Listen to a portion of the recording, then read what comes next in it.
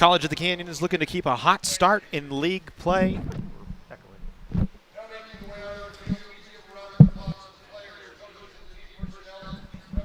As we say in College of the Canyon, trying to keep a hot start in league play underway as they've won their first 3 in the Northern League, trying to make it 5 straight wins going back to September 16th here today against Allan Hancock. Hi, everybody. Alongside the Director of Public Relations and Sports Information, Jesse Munoz. I am Matt Robinson. So happy to have you along. Well, as we said, the Cougars off to a very good start, 3-0 so far in the National Division Northern League. It's going to get me every time, Jesse, because it's a mouthful. But the National Division Northern League have won their first 3 match contests in that. They've won 4 in a row going back to Palomar. So they've really turned around a tough 0-2 start and have started to come alive here lately. Yeah, you absolutely, Matt, you said it. You hit the nail right on the head. You know, starting out 0-2, you listen to Coach Iacinda talk about that. There are a lot of programs around the state and in our conference that might, get down on themselves, kind of tend to shy away.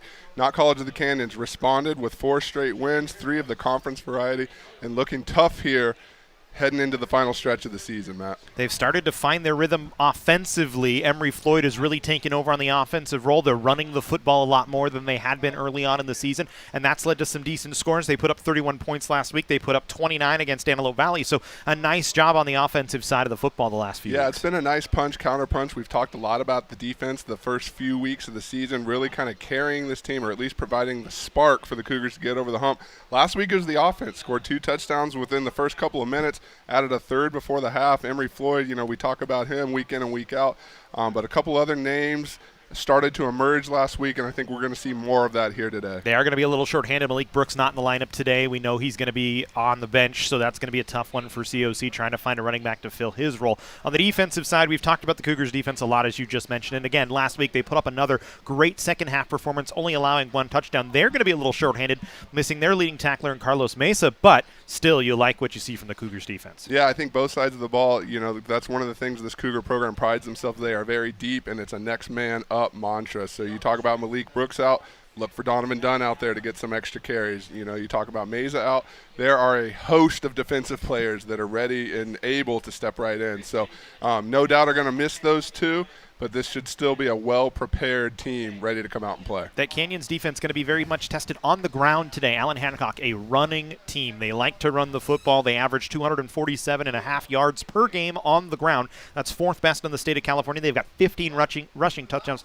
They do not put the ball in the air a lot. They stay on the ground and try and pound the ball down your throat. Yeah, and for this defense, it's going to be a matter of staying disciplined, maintaining your gaps, setting the edge, winning that battle in the trenches. The heat could be a factor here. Anytime you're running and grinding like that, it's going to take a toll on your physicality.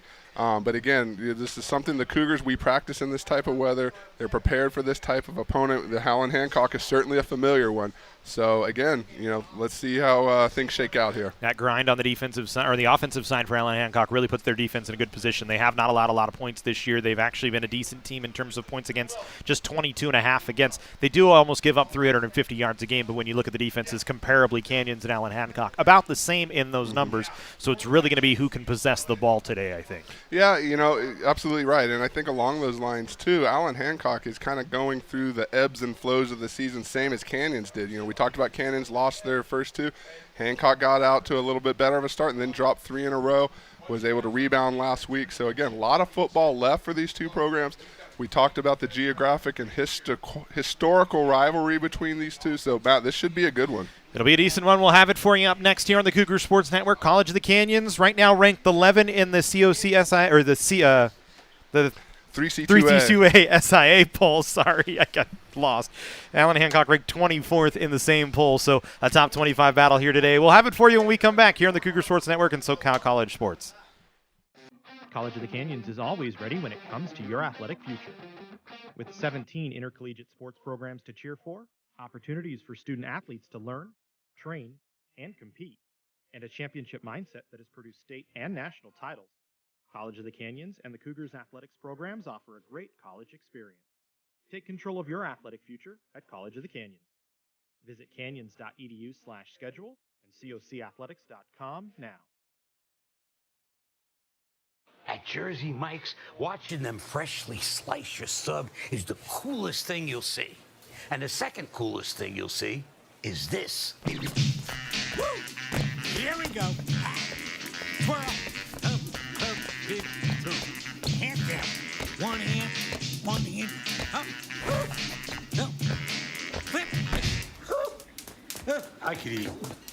Sliced right in front of you. The Jersey Mike's thing. A sub above. Meet Nigel Terry. In 2018, UCLA Health made him Laker for a day. Not because he beat cancer once, he beat cancer twice. He inspired us to push, to make the impossible possible. Because that's what Nigels do. And the world needs more Nigels. UCLA Health.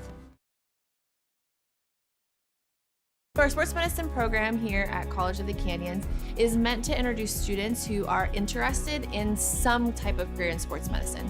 Most of my students are interested in careers as an athletic trainer, physical therapist, or orthopedic surgeon. So when they're done with our program, they will have their Associates of Science.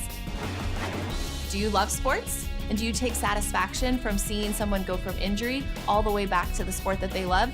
Then this is a program you should definitely consider. At College of the Canyons, we're always here to help make your future remarkable. Choosing classes is always flexible, so you can study your way. Learn at one of our 2 state-of-the-art campuses, or from home with our online options. Tuition is always affordable, with classes starting at just $46 per unit. We offer financial aid and 0 textbook cost classes to help you save. Always flexible, affordable, remarkable. Always College of the Canyons. Visit canyons.edu/schedule now. College of the Canyons football on the Cougar Sports Network is presented by Jersey Mike's. Try one of our authentic, fresh sliced and fresh grilled subs, always made to order. It's a Jersey Mike's thing. UCLA Health, delivering leading edge patient care, research, and education. Chick-fil-A, we may be in the restaurant business, but really, we're about serving people. It's the little things. If you have a business and want to support COC Athletics, please contact the athletic department at 661-362-3491. Go Cougs!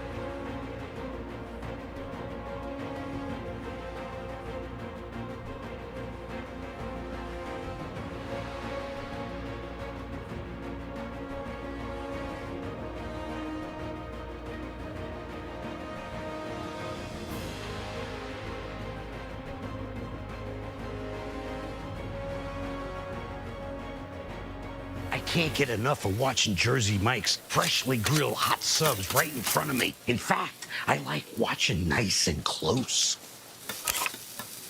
Oh, yeah. The eyes just moved. It's just the steam from the grill. You're seeing things. Look at that sizzle. Did you hear that? Relax, it's just the grill. Yeah, it's just the grill. Woo! Grilled right in front of you. It's a Jersey Mike's thing. A sub above.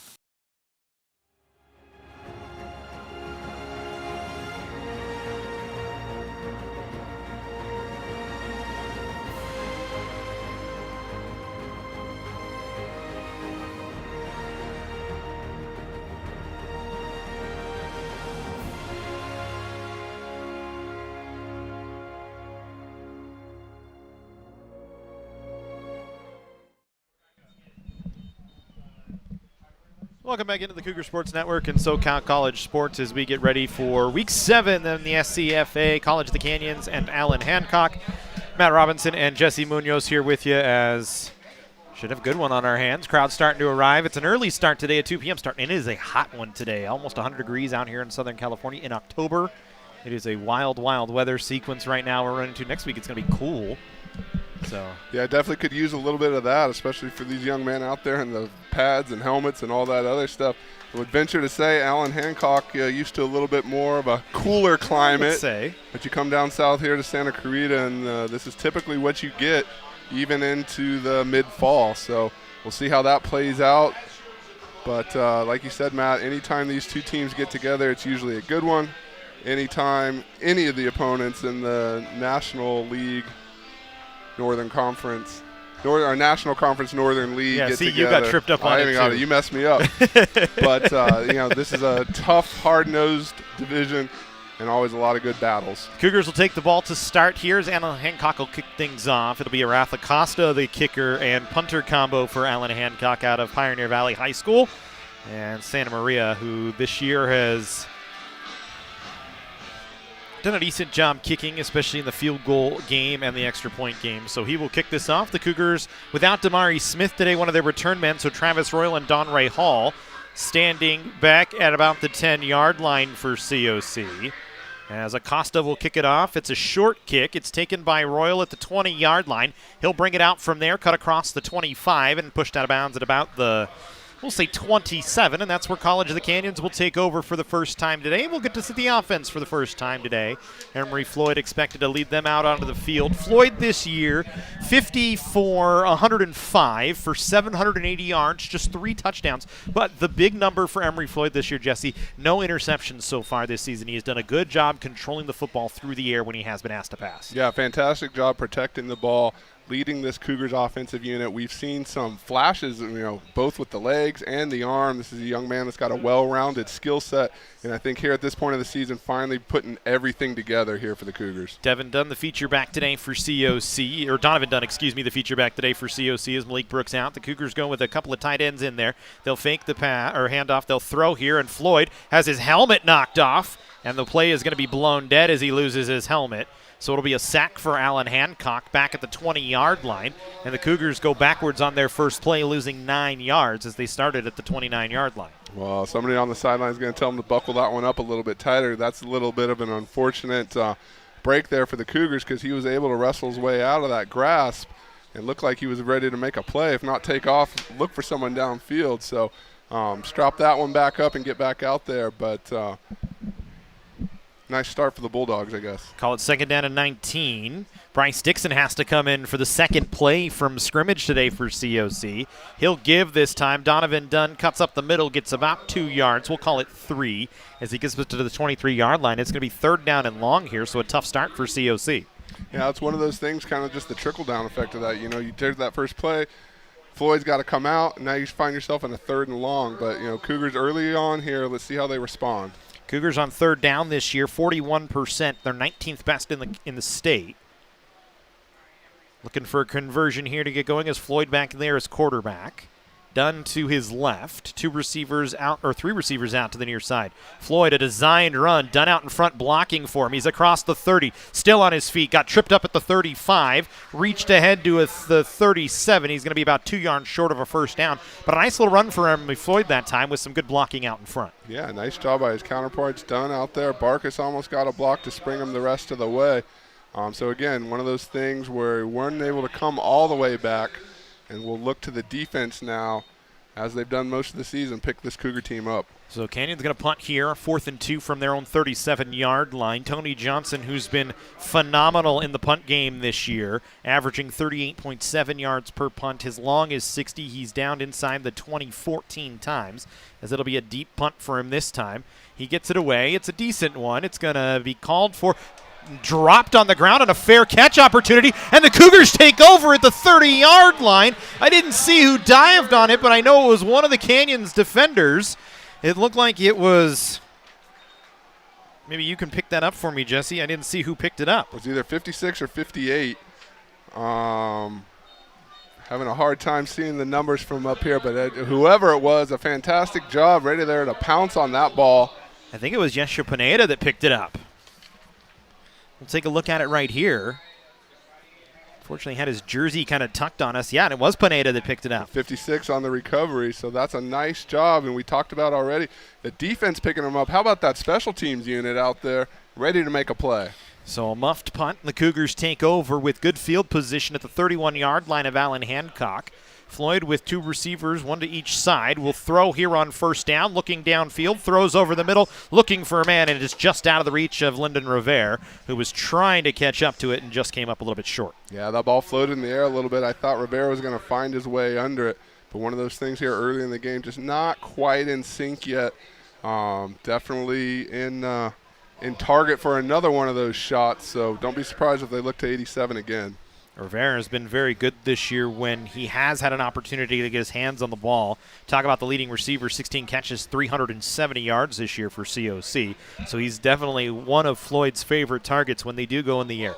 Floyd will give here on second down. Dunn trying to spin off a tackle, and he's brought down hard this time by the Bulldogs defense as it was Keyshawn Pua on the tackle. Pua with 42 tackles coming into the game, had a season high of 13 against Ventura a couple weeks ago. Yeah, it was quick to get there on that one. Just kind of wrapped him up and took him down.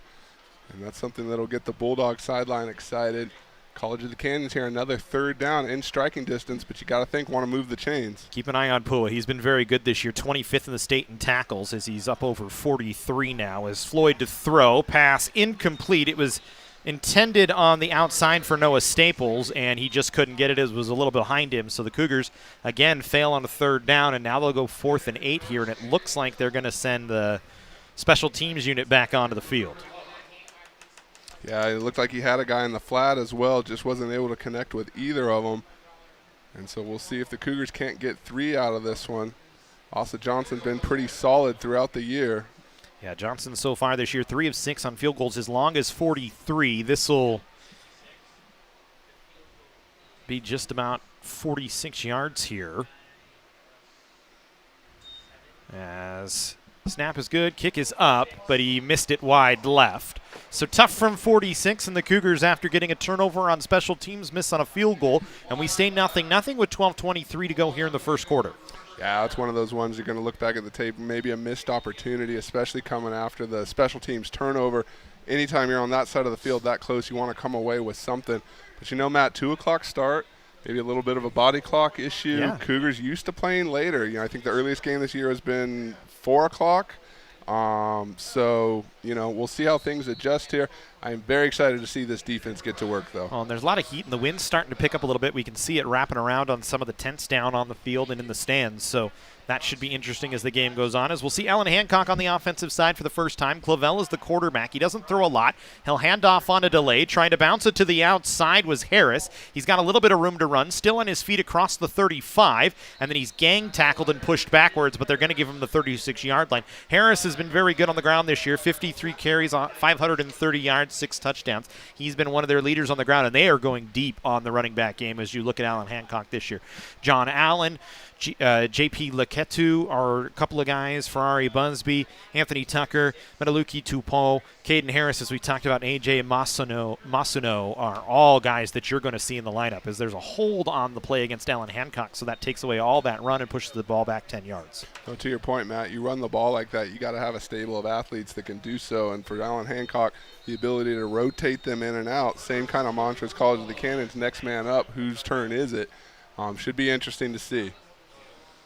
As Clavel, the quarterback, has only thrown the ball 81 times this year for 46 yards, 6 touchdowns, 5 interceptions.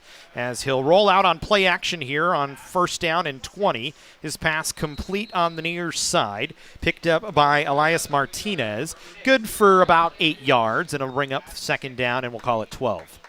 And so right when we get done talking about the running game, the little play action, roll it out there. And so showing the ability to do both.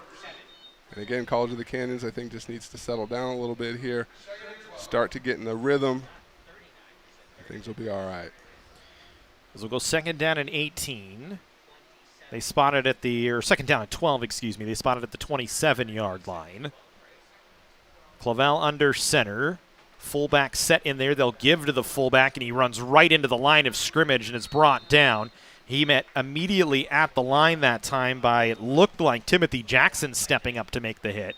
So it'll bring up third down, and we'll call it 9 here for Allan Hancock. And we'll see the Cougars, no doubt, looking to get off the field here. And actually, it might have been Mario Kiach, I think, on the outside that made the hit. I saw Jackson in there in the pile as well, but I think Kiach might have been the first contact. Yeah, Kiach has been in there on a couple of them, and this is going to be one of those situations where you're running the ball and the Cougars are trained to pounce and gang tackle and get there. Could be an issue calling out numbers here today. As we'll go 3rd down and 9. That same I formation set here for Allan Hancock as Cavell under center. Busby is the back in the backfield. They'll give to Busby. He's got a hole. Nice run for him across the 40 and tackled down at the 45-yard line. Stepping up to make the hit that time for COC was, I think Dorsey was the one that made the hit. It was either 36 or 39. I think it was Dorsey, though. Yeah, and that's just a nice job executing there. You know, making that big opening. You got the kick-out block, and that was a big hole. But you're right, Dorsey was there to take him down and tied for the co-lead in tackles last week with 7. So this is another young man that's starting to emerge here at this point of the season. Busby, a guy that gets a lot of carries this year, 59 carries, 242 yards, but just 2 touchdowns. He's usually in there as their 3rd down back. He stays in there. Or actually, excuse me, they bring Harris here on 1st down. They'll give to Harris. He tries to find a way, and Kiach wraps him up at the line of scrimmage. He fights for a yard. Coming around the outside that time was Kiach and just got his big hands wrapped around him. Yeah, Kiach is having a game already, and we're just a few minutes into this one. Big number 93 out there. That's a name that we have called a lot this season, and stacking some accolades there in the stat sheet. 16 tackles, 3 sacks, 4 tackles for a loss this season coming into this week. He had a season high of 6 in week number 3 for College of the Canyons against Palomar in a 17-7 win here at Cougar Stadium. As we'll go 2nd down and 9. Ball spotted at the 46-yard line of Allan Hancock. Clavell under center. They stay in the I formation with 2 receivers out to the far side. As Clavell takes the snap, throws quickly on a swing pass to the outside, caught by Michael Jordan Jr., and he's able to fight ahead for, we'll call it 6 yards, maybe 7. It'll leave him about 3 yards short of the line to gain, and it'll bring up 3rd down. They did a nice job fighting through that, getting a little bit of extra yardage, and this is kind of the Allan Hancock game plan. You know, grind it out, yard by yard, inch by inch, use the clock. And so, you know, most teams might see a 3rd down, I don't know, 3rd and 3, this is right up their alley.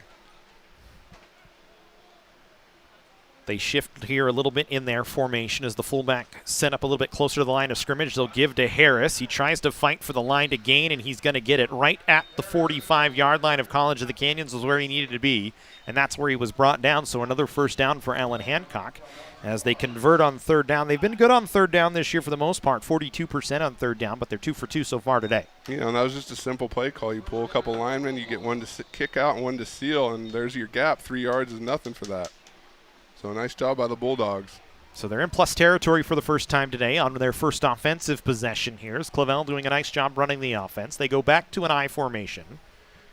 They leave Harris as the deep back. Actually, scratch that. They give Busby the deep back, but they give it to the fullback, and there's not much room for him that time, as it was big number 45, A.J. Masuno, on the fullback handoff and gets a yard and a half. We'll call it 2. And that's the other side of it. You know, if you don't execute correctly, you're only inching up incrementally. And so giving the Cougars a chance here to tighten things up, force another big 3rd down. We expect this a lot today from Allan Hancock. Like we said, they're going to run the football. They're going to control the clock. They've already taken 4 minutes off the clock right now with this possession, as they'll go back to work here. Masuno moves up closer to the line of scrimmage this time. They'll fake the handoff to Harris. Rolling out is Clavell. His pass too low for the intended target on the near side in Makai Pugo. And Dorsey again right there, ready to make the play. College of the Canyons not fooled by the play action, the misdirection, the quarterback rolling out there. It's a nice job. So with a 3rd and 8 from about the same territory last time on 3rd down deep in their own territory, they gave to Harris, and he was able to pick up the 1st down. We'll see if they can do the same here, as they'll go 3 wide this time for Allan Hancock. And that's the thing, playing this type of offense, you can't just assume because this is a passing situation that they will line up and pass. They have no fear of running the ball here. They are going to be in the shotgun. They'll send a man in motion off the far side in Pugo. They'll throw here, pass, incomplete, behind the intended target, looking for Michael Jordan Jr., and that'll bring up 4th down, so the Cougar defense looks like they've gotten off the field, and I think they'll send Aratha Costa out to punt and play the field position game here. And that's exactly what you want if you're College of the Canyons. Get off the field, get out of this heat, go sit down, regroup, Let your offense get back out there. You know, they've had the 2 possessions, but not a lot of time out there on the field. Still kind of putting things together. As we'll go 4th and 8. They'll kick it away here. Royal standing at about the 10-yard line for COC. Acosta will boot it away with the left foot. It's a spiraling punt that's going to land at the 5 and bounce into the end zone, so it'll be a touchback, and the Cougars will take it from their own 20-yard line here on their 3rd offensive possession of the ball game. Good defensive stand after an extended drive from Allan Hancock, a couple of first downs, but they couldn't get the 3rd one on that 3rd opportunity. You know, so we've seen the defense come out and do their job. We've seen the special teams force a turnover, do their thing. I think next here we're looking for College of the Canyons. Like to see a prolonged drive here, move it down the field, get some points up on the board, especially here in front of this home crowd. Got to keep them excited. And so we'll go 1st and 10, ball spotted at the 20-yard line. Cougars go 5 wide here with Emery Floyd, the lone man in the backfield. He'll throw a short pass caught on the near side by Joshua Clark. Good enough for 3 yards, and it'll bring up 2nd down and 7. Clark, another one of those guys we talked about last home game, the homecoming game, starting to get some opportunities. And again, this is an offensively talented Cougar ball club. Going through, seeing everyone get their number called. They stay in that 5 wide formation here, trying to spread everything out. Floyd to throw over the middle, has Clark caught at the 40-yard line. He's behind everybody. It's a foot race to the end zone, to the 20 and 10. Touchdown, COC! Touchdown, Joshua Clark! And almost right on cue, Matt, we called his name out, and there's the big play. Just got behind the defender. There's no way anyone was catching him on that one. And so that's a nice job. The Cougar offense stepping up, getting it going. Just a little seam route here from Clark as you take another look with 5 wide there, and Floyd right on the money for Clark to catch it in stride. Yeah, like you said, just right over the outstretched hand, and then he was off and running. Head down, chugging. Good effort by the Bulldogs to catch him, but just wasn't enough. Jason Joseph gave him an opportunity, gave him a run, but it's a touchdown for COC of 67 yards pass and catch, or 77 yards pass and catch from Emery Floyd to Joshua Clark, and the Cougars have a 7-0 lead here with 6:28 to go in the first. You know, Matt, I teased I wanted the prolonged drive and the points. Well, I got the points. No need to prolong it. And I think Coach Iacinda would agree, hey, we got it. Let's strike now and go sit down, let our defense go back to work. That's a tremendous job to take advantage of this game, to take advantage of the situation, put some points on, and control this ball game. Just 2 plays, 77 or 80 yards on the drive for COC. It didn't take long, just a couple of seconds off the clock, as it's a 77-yard catch and run from Emery Floyd to Joshua Clark. And for Floyd, just his 4th touchdown pass of the year. For Clark, his 1st touchdown reception of the year, but you'll take him anytime you can get him. And the Cougars with a 7-0 lead. Definitely. And, you know, I'd have to look back at some of the stats on those 4 touchdown passes, but I gotta say a lot of them have been those big plays, those big spark plays, those chunk plays that Emery Floyd has had a knack for generating. So nice job to him. So the Cougars will kick this one away. The Bulldogs with 3 men back to receive, it seems. As standing back at about the goal line for Allan Hancock is Makai Puga. He is the deepest man. As this kick going to be taken at the 6-yard line by Puga, or the 7-yard line by Puga, and then he's hit right at the 12, about the 15. Coming up to make the hit for College of the Canyons that time was Jeremiah Alameo. And he just levels him and stops a return from Allan Hancock. Leveled is absolutely right. Those are one of those hits that will change the complexion of the return game. You're going to think about that one next time that comes into your hands. And a nice job just taking him down, stopping it almost before it gets started. Puga's been their main return guy, 402 yards on the returns this year on the kickoffs. So he's not done a bad job. He averages about 25 yards a return, but that time got hammered. And Allan Hancock will take over 1st and 10 from their own 16-yard line is where they'll give him the spot. They'll run here on 1st down. Harris bounces it outside. He's got a lane. Still on his feet across the 40-yard line. Down the sideline on the far side to the 30, 20, 10. They will not catch him. It is a touchdown for Allan Hancock on the first play of their second drive back from the 16-yard line. And Harris has his 7th touchdown of the year on a huge play. Well, the Bulldogs said, you guys can score quick. Look what we can do. And that was a nice job just executing. You're going to see here, simple counter, 70 with the kick, and 39 just uses the speed all the way. One man to get him wasn't enough, and then it's a foot race all the way.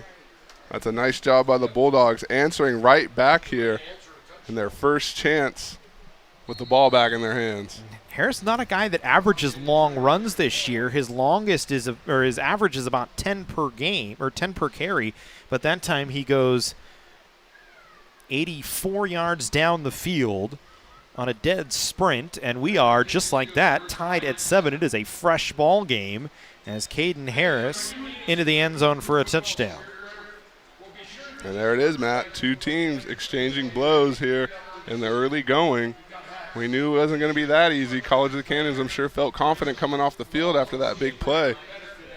2 plays later, we're at a tie ball game. And I want to venture a guess and say that's the longest play from scrimmage against the Cougar defense this year. We'd have to go back and try and look it up, and we're just not going to have that time. But I don't recall seeing a play of that magnitude from an opposing offense this year against the COC defense. The only other one that comes to mind is the first offensive snap against Citrus was kind of a trick play that the Cougars got burned on. But, yeah, other than that, this is not a big play. This is not a defense that gives up the big plays like that. So, again, I think that was a well-executed scheme. Guy got to the corner and just made the most of it. So just like that, we're back to a fresh ball game. 6:11 to go here in the first quarter, 7-all as Allan Hancock will kick it away. Acosta standing at the 35-yard line, getting ready to boot it away as Royal and Donray Hall standing at about the 10 for COC.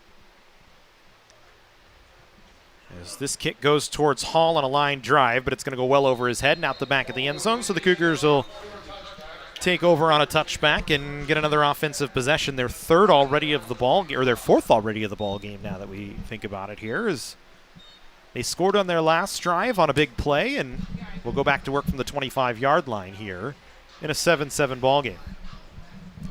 You know, and we'll see how the rest of this first quarter shakes out, the rest of the half. I think, you know, a lot of frenzied action here. You talk about the turnover. You talk about the 2 big scoring plays. Eventually this weather and the pace of this game are going to combine to maybe slow things down, which is certainly what the Cougars would like to see. Again, I'll take the quick strike, but, you know, they are more efficient when they get into their offense and able to grind things out. They go 5 wide here. The pass from Floyd is low and caught. Would have almost been better if it was dropped that time by Damani Williams as he falls down behind the line of scrimmage for a 2-yard loss. Really the first reception of the year for Williams, as he's been a guy that hasn't been often used. Getting a chance here today with a couple of bodies out of the lineup, including Damari Smith, who's not in there. So a loss of 2, make it 2nd down and 12 here. The Cougars staying with that 5 wide set, it looks like. Joshua Clark, who at times has been used in the run game, will actually slot up on the far side. As we go 5 wide again here for COC. Floyd to pass, immediately rolls the pocket to his right, looking downfield, now has to run with it. He's going to throw it over the middle, and it's incomplete, in and out of the hands of Royal. I thought Floyd might tuck it and run, but he stopped up just before the line of scrimmage, and Royal just could not keep a handle on it. Well, I think a little indecisive there. He had a couple options. Royal was there. Clark was open. Actually, I just don't think he saw him in the middle of the field. And sure, thought about running, just wasn't doing there. You actually see Clark and Royal kind of cross paths there. So a big 3rd down here. The Cougars want to keep on the field. And mind you, the clock stops as well here on the incomplete pass, and that's going to be a part of the game as well. Allan Hancock very much controls the clock. So the Cougars almost need to strike quickly if they get into a slugfest here against the Bulldogs. As this pass caught by Staples, he spins it back up the field, got to the 30-yard line. The Cougars will be 5 yards short of the line in the gain. So once again, College of the Canyons a quick 3 and out, and will have to punt the ball away. Yeah, good effort just trying to get upfield and make up the rest of that yardage, but well covered by the Bulldogs as well. And so again, Matt, not the type of drive you like to see. And now you give the ball back to the Bulldogs. Still 5 minutes to go in this quarter, which we thought with the run game might be a little bit of a faster pace, has not been the case so far. Standing back at his own 27-yard line for Allan Hancock is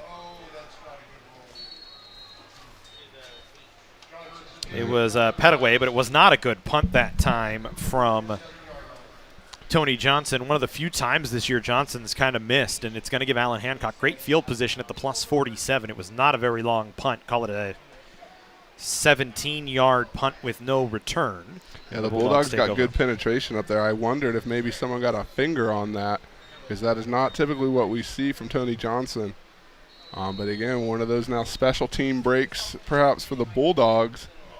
And they're with the ball across midfield here. We'll see what direction they want to go.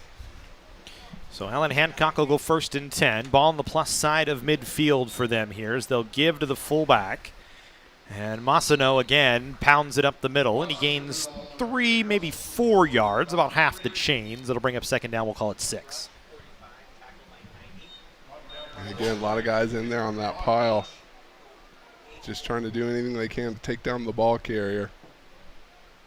And there's some big bodies up front for that Allan Hancock side as well. Got to be if you're going to run the ball that often. We'll call it 2nd and 7 as they gave him 3 yards on the spot. Massino slotted just to the left of the quarterback, Clavel.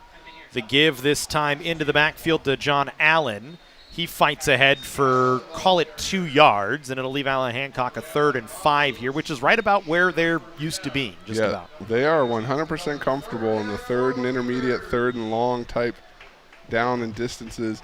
And like I said, for the Cougars defense, it's hard to anticipate what they're going to do because they're equally comfortable running the ball and dropping back here.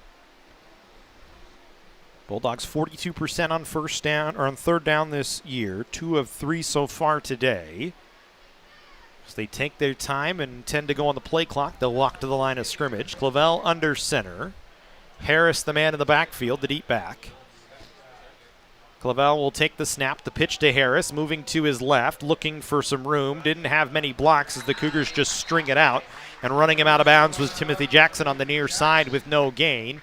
And so a good job by the Cougar defense that time to just string that play out, Jesse. Yeah, string him out to the sideline, and 19 was right there, right where he needs to be, which is typically the case for Jackson. He's one of those guys that seems to be in the right place at the right time. But a nice job, working together as a unit.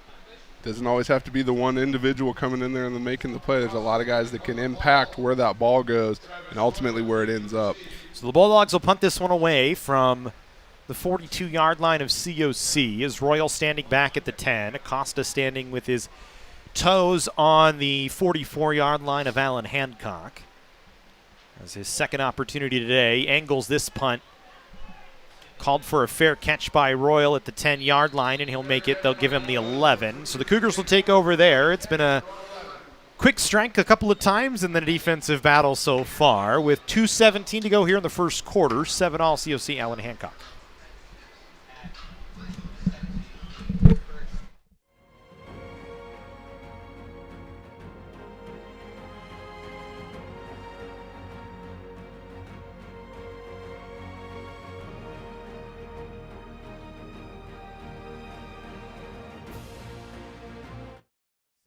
With Donovan Dunn as the feature back. He'll switch behind Emery Floyd here on 1st down. Cougars with an extra tight end in there or 2 to block. Floyd will run on a keeper, gets around one man, still on his feet, trying to stumble ahead, fights forward and gets to about the 19-yard line. I think they'll give him the 19 and a half. That's a nice little run from Emery Floyd. Yeah, he took off, and I'm thinking, first thing I'm thinking, get north-south, get up. But, he was able to juke and jive and jab his way across there. That's not bad, and I'd like to see more of that from Emery Floyd. He's a fearless. And again, you mix that in with some of those big play abilities he has. It's a dangerous combination. They'll give to Dunn this time. He'll have a hole across the 30-yard line, and he's tripped up. Spot him down at the 32. Nice run from Donovan Dunn. Dunn this year, 36 carries, just 188 yards and 2 touchdowns, but getting some extra work here today. Him and Floyd Floyd has 60 attempts, 197 yards, 6 touchdowns, but I think the combination of those two kind of gives you a little bit different look than what you're used to with Malik Brooks. And again, you look back, Dunn last week was the leading rusher for the Cougars, 74 yards. Floyd right behind him with 40-some. So again, this is a tandem that can work and do some damage. Donovan Dunn, it usually takes about 3-4 carries, and then he is locked and loaded, ready to go. Two tight ends lined up in the backfield for COC this time. Floyd to throw, looking over the middle. Now he's going to tuck it and run. Just speeds his way through a couple of bodies, and he's brought down at the 38-yard line. You give him a 6-yard gain, and pretty good tuck and run that time from Floyd when he didn't see anything develop downfield. Yeah, and that'll work because his two primary options were well covered. Looked like there might have been a slight window, but that's not something you want to force, especially with your offense, still kind of getting into a rhythm here. It's a nice job just making the most of it. Floyd in the shotgun once again. Dunn lines up behind him this time on second down. The give directly to Dunn. He runs right into 3 white jerseys. A fourth comes in, and they bring him down. They'll give him the line of scrimmage back at the 38-yard line, and it'll leave the Cougars a 3rd and 4 here. Yeah, Mark Delmau's going to be scratching his head on that one because, anytime 3 defenders are there to meet your ball carrier in the backfield, something broke down, something went wrong. So, that's something they're going to look at. I don't know if that's a stunt or just somebody got beat, but definitely not a situation Donovan Dunn wants to face. And I think if you're the Cougars, that's something you can clean up. So we'll walk it off, and we'll end the first quarter 7-all here from Cougar Stadium, COC and Allan Hancock, here on the Cougar Sports Network and SoCal College Sports.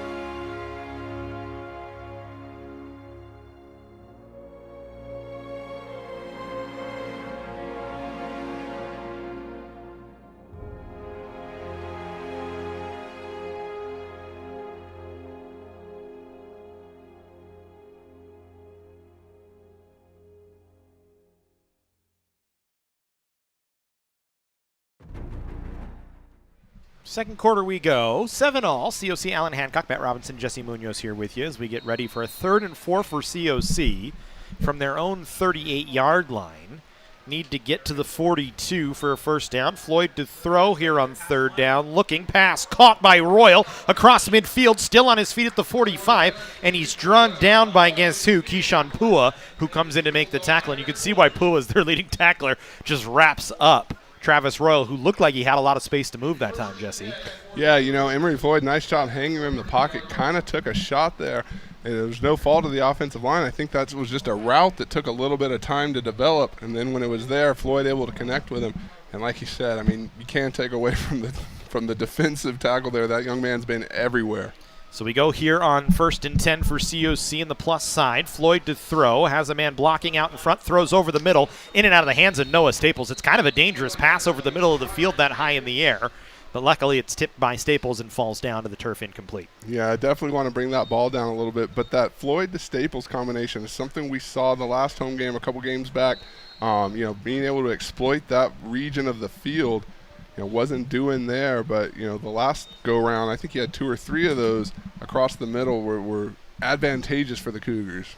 So we'll go 2nd down and 10, ball at the plus 43 for COC.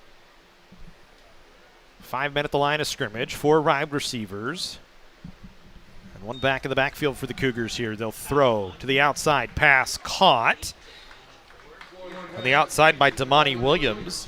His 2nd reception of the day, and that one in the plus yardage, so it'll bring up 3rd down and make it 3 for COC here, as they need to get to about the 33-yard line for a first down. And again, another nice job wrapping up, especially that close to the marker. That could have easily been a first down if he's able to wiggle free. Allan Hancock playing some good fundamental football on the defensive end.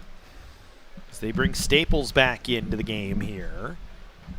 He'll line up in kind of a fullback spot, a little bit off the line of scrimmage as the tight end as they bunch on the far side. They'll give to Dunn to try and get the 4 yards. 3 yards they need, and I think he does have it. They'll give him the 32. That's a good little run by Donovan Dunn that time. Yeah, it is. And he took a little bit of a hit. Helmet comes off. But I think the H-back there with a little misdirection, and then Donovan Dunn just right up the gut. He's a tough runner, Matt. Like I said, it takes him a couple carries usually to get into sync, get into a rhythm, but he'll pop one off for you. and he'll come back and make the hard run as well. So bring Dunn and Staples off since Dunn lost his helmet. Cougars are looking to the sideline here. Only 10 left on the play clock. They need to get the play in here. As Floyd walking up to the line, 5 on the play clock for Floyd. 5 wide, he'll get the snap off, looking left the whole way, pass incomplete. Lucky it probably wasn't intercepted as the back of the backfield, Jatavius Franklin wasn't quite ready for it as the pass was well high for the intended target. Yeah, and that's 2 now that Floyd's been a little bit high on. You know, you're going to want to take that, bring that down a notch, you know, have a better connection with your receiver. And I'm sure that's something that the offensive staff will talk about when he comes to the sideline.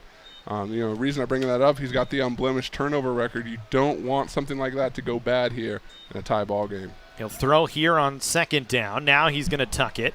He'll take off across the 30. Tried to slip his man, but got brought down. Over there on the tackle for Allan Hancock was Dalen Randall. That'll bring up third down. He got about half the chains, so he'll need about 5 here. Yeah, and again, the Bulldogs, a nice job coming up and wrapping up, you know, executing their takedowns. Floyd, same thing. I think a little indecisive there. If he hits that harder, he's got at least a few more yards, probably closer to the marker. Nevertheless, a manageable third down here and an array of plays to choose from in this type of situation. 3rd and 4 from the 27. Clark is in the backfield as the feature back this time. Floyd to throw to the outside pass, caught. And once again, it's the Monty Williams on a nice route, enough for a first down to the 20-yard line. And, Matt, I think that's almost the exact same play as we saw a couple sequences ago, where you're just hitting him at the sideline, waiting for your receiver to pivot, get up the field. Again, the Bulldogs were there to meet him, but just enough for the first down, and that'll work here as we're now inside the red zone. As the Cougars get spotted at the 19-yard line. So it'll be 1st and 10 from there. They need to get to the 9 for another first down, into the red zone for the first time today for either side. As Canyon's taking their time, walking up to the line of scrimmage. 10 on the play clock, and now I think they're going to take a timeout as they were not organized very well that time. Weren't quite sure what play they wanted to run, and now the coach is going to come out and talk about it a little bit. So you get into the red zone, you look a little discombobulated, but you'll talk about it. You don't want to squander the opportunity. Yeah, and I think, you know, that's a virtue of just, okay, this has been a bit of a prolonged drive now. They were a little slow getting up. Like you said, Matt, you want to make sure everyone's on the same page. You don't want to waste opportunities like this. Cougars not in the red zone but missed the field goal already. It's imperative you come away with points here, especially if this game continues to play out as it has.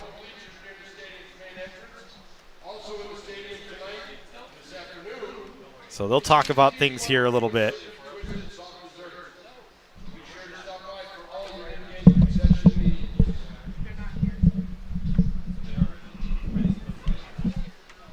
As we'll go here on 1st and 10 from the 19 when we get back to work.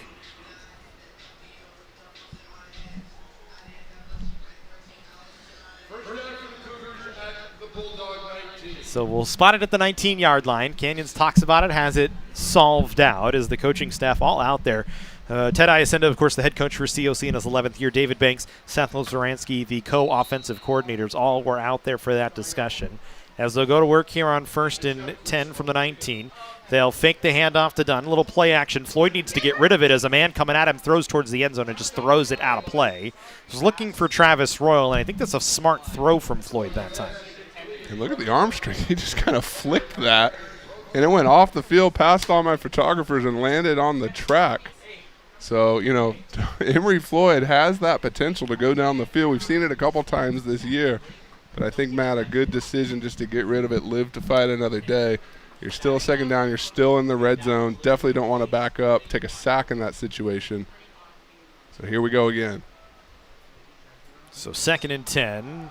Again, play action. Floyd to throw. Slips one guy. Now he's just going to have to tuck it, and he's going to be brought down. It's going to be a negative run of 3 yards for Floyd. Bringing him down in the backfield that time was De'Arion Prothro, as he was in pursuit along with a few other Bulldogs, and it'll bring up 3rd down, and we'll call it 13. You know, and the positive thing I can say there is, you know, Floyd looking downfield. He's waiting for those routes to develop. And I guess credit to the Bulldogs there. You know, that may be one of those coverage things where just nobody's getting open. Nobody, you know, the routes, your checkdowns just aren't there. And that's what happens. Here we go, 3rd and long. 4 wide here. Spot at 3rd and 14, actually, for COC, back at the 23-yard line. 6 on the play clock here for the Cougars. Floyd at the line, or Floyd in the shotgun, takes the direct snap, looking to his right, back to his left on a screen pass, caught, picked up by Barkis. He's got some blockers out in front. Should have enough for a first down as he's down inside the 10-yard line, and we'll spot it at the 6. A nice play to Damon Barkis, who picks up the first down. A tremendous play, nice little screen, and look at big 62 Oscar Adelson out of Sweden getting up there for that final block, got him the extra yard to move the chains. That's a nice job by that young man. And like we said, Matt, it is no easy feat out there working, grinding in the trenches in this type of weather with that type of pads and equipment on. But these young men do a fantastic job week in and week out. First and goal from the 6. Bark is just his 4th reception of the year, but has enough for a first down. As he picks up the 14 plus a little bit more for COC, they'll keep it with Floyd on the ground into the end zone. Emery Floyd for a Cougar touchdown. Emery Floyd using his legs, as we have seen. And you're going to see here on the replay another tremendous job from this offensive line. This time it was number 73, Linus Lindbergh, just leading the party right into the end zone. You can see that's a beautiful shot. You see the pull, and boom, right behind him. Emery Floyd in the end zone once again, and the College of the Canyons Cougars back on top. So Asa Johnson in for the extra point. Has been perfect this year from this spot. And we'll keep it that way as he drives it well through. Give him 20 of 20 on the year. It's 14-7, 10-14 to go here in the first half. COC out in front on an Emery Floyd 6-yard run. His 7th touchdown on the ground this year, as that's one thing Floyd has done very, very well, is find the end zone from those short yardage situations. No, and that's a nice job, Matt. You know, bringing the ball into the red zone. You back up a little bit. You had a few things not go your way. You're forced to use the timeout. That's a tremendous job, just buckling down and executing, making sure you get those points on the board. And again, another shout out to that offensive line. Those 2 plays, that sequence was all built on them and their ability to execute, move the line, move the trench, and get points on the board. When you're getting contributions from everywhere so far today, Damon Barkis had the big first down on that last drive. On that 3rd and 14, you've seen Damani Williams with a couple of receptions for first down, so you're getting it from just about everywhere so far here today, leading by a touchdown, as Tony Johnson will drive this one away. It'll be taken at about the 2-yard line by Darby. He'll bring it out from there right to the 20, and he's knocked down. Coming over to make the hit on Darby that time that's going to be Jacob Montez, big number 3 out of Hart High School, one of our captains. Had to miss a few games earlier this season, but has been back in a big way. One of the leaders on this ball club and making his contribution right there. And that's why you're my right-hand man. You clean up my mess. I love it. It's awesome. Here we go on 1st and 10 for Allan Hancock from their own 20-yard line. As Montez this year, just 10 tackles with that tackle. It's been kind of a rough go for him this year, but he came back, had 3 last week in his return in week 6, so nice to see him get another one here today. As the Bulldogs will go in I formation here on 1st and 10 from their own 20-yard line. Clavel on a delayed handoff to Harris. As the play kind of develops a little slow, he's able to pick up 5 yards. He's brought down. Dorsey was one of the men in on the tackle, and it looks like one of the Bulldog offensive linemen down on the field at about the 25-yard line. Looks like it was Peko Leasi Olangi. And he's going to limp his way off the field, hops off under his own power, but it's his left ankle that was bothering him, it looked like. But Matt, Jaron Dorsey having a tremendous job back-to-back weeks out of Wharton High School in Tampa, Florida, flying around out there. And you saw him get a little extra trying to rip that ball out of there. That's what these Cougar defenders are taught. Get that ball on the ground, let your buddies pounce on it. And so interesting to see how Allan Hancock will respond here. A manageable 2nd down. And they were able to answer right back after the Cougars' first score. No doubt looking to do so again. Nice little 7-yard run from Harris on that last one. They'll go in the shotgun this time. They'll give, and trying to pound it up the middle was Busby, but he got knocked down right at about the line of scrimmage. He was able to fall forward for a yard, and it'll bring up 3rd and 2. Well, look at Joseph Marsh. From the end, comes all the way in, gets that ball carrier from behind. That's a young man out of Oaks Christian who has had a fantastic freshman campaign for us. Our current student athlete of the week. A few games earlier in the season, he was the Chick-fil-A player of the game. He has made an impact in every contest so far. Matt, a sack and 4 tackles for loss last week. Yeah. Look for more from that young man. 22 tackles, 4 sacks, 11 tackles for loss this season, as he's certainly been a strong point in the middle of the defense. They'll give right up the middle. Enough for a first down, still on his feet. Stumbling away was Lucchetto, and he's across the 40-yard line, all the way out to the 43, as he just fought his way through some arm tackles and a big gain for Allan Hancock. Yeah, that's absolutely right. That was Andre Bray that eventually took him down, number 27. But a tremendous job keeping your legs running, keeping low to the ground, and just getting through that. You're going to see, or maybe you saw already on the replay, Marsh was almost there again. Was just barely to get out past him, and from there just kept churning. That's a nice hard run, and something we've seen a lot from this Allan Hancock side. Bulldogs already so far in the day 150 total yards, and most of those coming on the ground, as they really have not thrown the ball much here today. As they'll go on 1st and 10, they'll throw this time, and the pass broken up on the far side, intended on the far side of the field, it looked like, for Martinez. And I think that's a Johnny Smith. I think I was going to say it was a Johnny out of Smith. Golden Valley, and that's a young man we got to know a little bit last night, helping us out on one of the other broadcasts. But a tremendous athlete out there. You know, sometimes doesn't get his name called a lot because they don't go to him over there on that side of the field, but has had some big plays, and no doubt that was one of many here tonight, this afternoon, I should say. And we'll look for him to get going. Johnny ran the camera last night for us during soccer, so we appreciate that. He makes a nice play here on 1st down.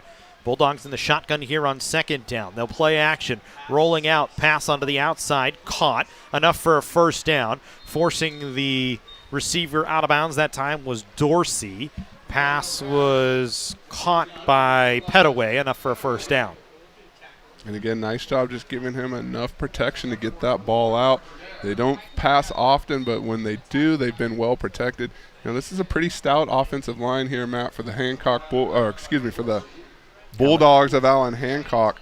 You know, able to do both. It's not easy, but it's a little simpler to line up and run. But when you have to step back and pass block and execute screens and things like that, it's a different job altogether. They'll throw here. A flag immediately off the snap, pass over the middle, caught.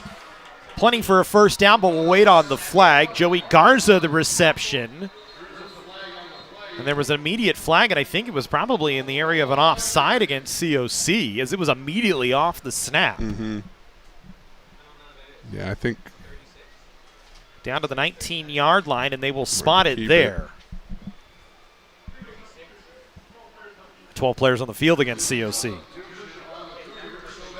Joey Garza on the reception on a nice little floating throw from Clavel that finds him in stride.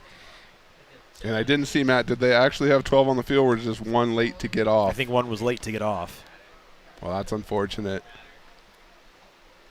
Either way, a nice execution. You know, it was a perfect touch pass to get over the middle and pick up that big chunk play. And we've said it before, I'll say it again, Allan Hancock doing a nice job responding in what has been a punch-counter-punch here this afternoon. They'll empty the backfield of the halfback, leave just the fullback in there, and a whistle for a delay of game against Allan Hancock, unless they're going to take a timeout. Nope, it is going to be a delay of game, so they'll march him back 5 yards. Bulldogs all ran over to the sideline like it was a timeout. Well, let's see. They say the sideline official there talking to the head coach. Kind of like, don't want to project what he's saying, but kind of like, I think I signaled a timeout. Talk to your friend here. Yeah, and I think the far sideline officials are going to say it is a timeout. I didn't see a flag. So we'll wait and see here. The Bulldogs walked to the sideline very confidently like they did call a timeout. And again, it's probably one of those situations just like we saw Canyons down here on this field. You're in the red zone. This is a tight ball game. You want to make sure everyone's on the same page. And so you can imagine what Rick Aguilar must have been thinking when he gets the penalty. And the white hat picks it up. And love to see that when they come together, communicate, and make the correct call. Yeah, they absolutely talk about it. The ball spotted at the 20-yard line, so it's a timeout. The Bulldogs' first of the first half. As Rick Aguilar, first-year head coach for Allan Hancock. He was an assistant with him from 2009 to 2019. served as the defensive coordinator back in 2017 on a defense that was really good, only gave up 78.9 rushing yards per game that season. So back with Allan Hancock taking over as the head coach this year. Chris Dutcher, the offensive coordinator and the associate head coach in his third season and his 22nd with Allan Hancock. So those two getting things cleaned up as the Bulldogs will take it back on the 20-yard line, 1st and 10, just inside the red zone as we go back to work. Dan Corbett, the defensive coordinator for COC, I'm sure will take the time out, a chance for him to talk about it with his squad and try and get them dialed in here on a short field. And this is kind of where the Cougars have come alive this season in these short situations. As the Bulldogs, little counter play this time to Harris on a pitch, and he's strung tackled by, it looked like Andre Bray coming up to kind of clip him in the feet and bring him down with a gain of maybe 2 yards. Andre Bray's made a couple tackles like that out of Notre Dame Sherman Oaks. Another one of those Cougars out there flying around making plays. An imperative for Coach Dan Corbett's defense to settle down here, keep the Bulldogs out of the end zone. Matt, we talked about that defense. Hats off to Coach Corbett week in and week out. Doesn't matter the opponent. This defensive unit has kept the Cougars in the ball game. No matter the ranking, no matter the style of offense, they come to play. Clavel to throw on play action, looking downfield pass. Complete, they say, to Elias Martinez diving back, and it's enough for a first down. So the Bulldogs inside the 10-yard line. They'll have it 1st and goal from the 7. Felt like Allan Hancock maybe got away with a hold there on the edge. Nevertheless, a nice pitch and catch with the wide receiver to get down within the 10. And, you know, as anyone that plays in the trenches will tell you, there's probably a hold almost every single hold on every play. play. Yeah. I've heard many a guys in that spot say, yeah, there's holding on every play. It's just a matter of if you get caught.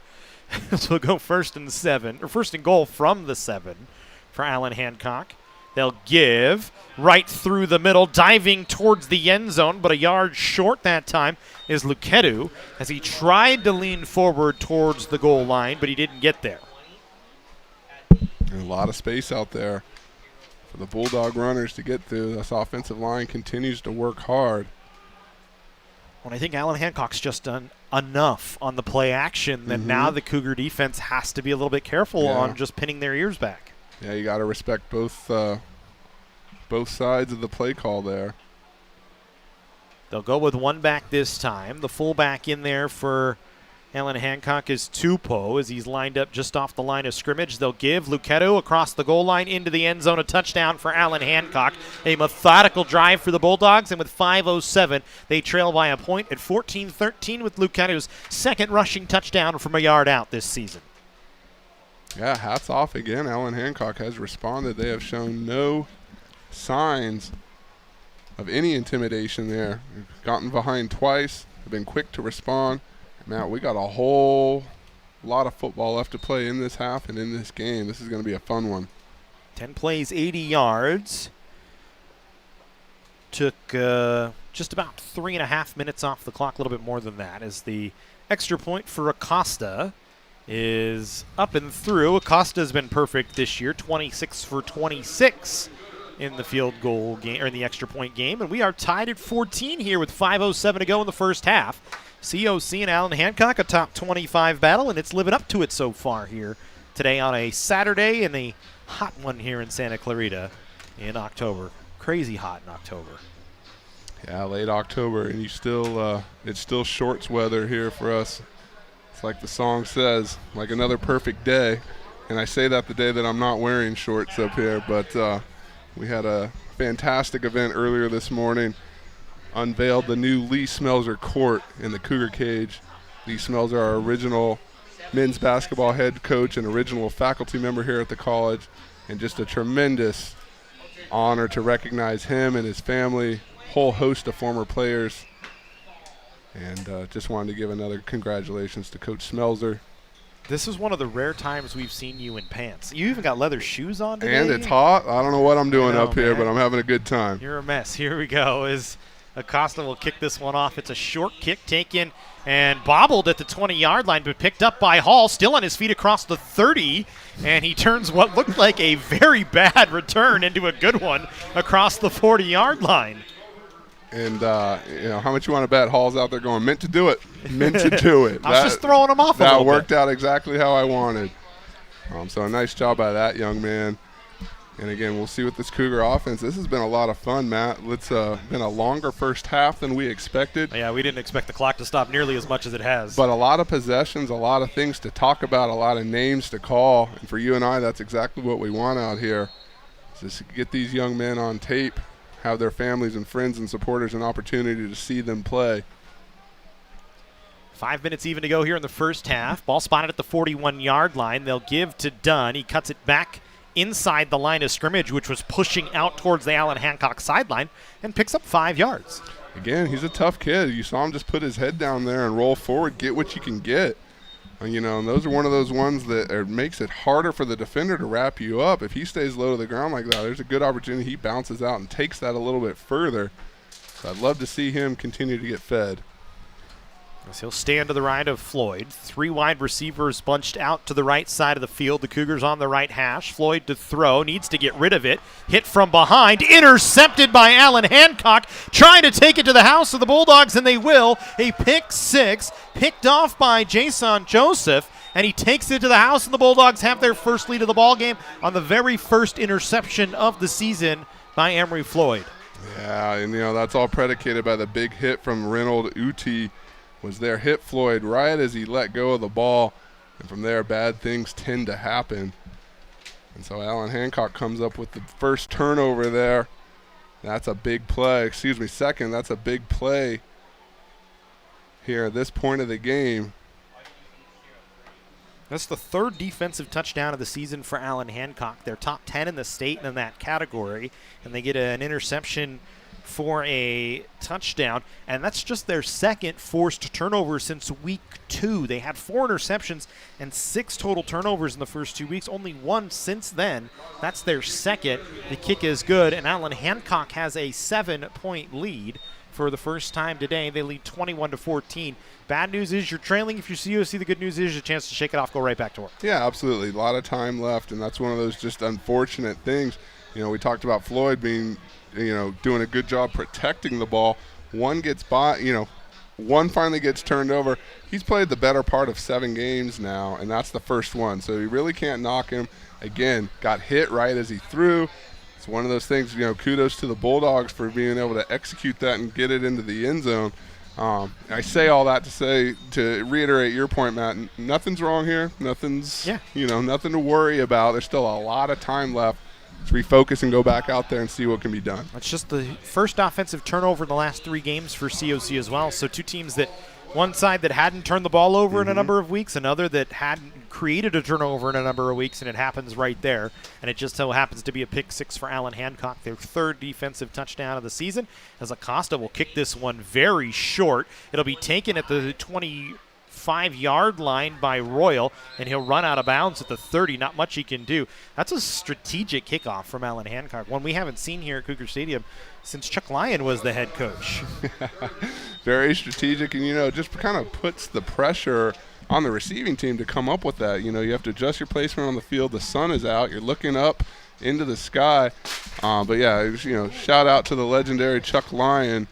And run to the dot and stop was what I heard every day from 2004 to 2007 when I was here as a student athletic trainer sitting out of football practice. That's one of those Chuckisms that everyone is very familiar with. But, again, a nice job, a strategic kick, a nice job by the Cougars to reel that in and settle down. And I bet you anything, Emery Floyd's saying to himself, hey, that was nothing. Happens. Let's shake this off. Let's go back there and do it. They answered us twice. Who's to say we can't answer right back in the same tone? It looks like a very loose offensive group. Is Joshua Clark out there dancing right now as the DJ throwing out a mix that he likes? They're having fun, and that's what happens. You win 4 in a row. It becomes fun to come to work. It becomes fun to line up with your teammates and go out there and do it. So no doubt looking to keep that success going, but still got to buckle down and execute here. 4 wide for COC. Clark, the lone back in the backfield for the Cougars. Floyd to throw. And he's going to look over the middle downfield trying for Cameron Bowen, but it's just out of his reach. Incomplete. It'll be 2nd down. Yeah, Bowen had a step there. Did his part.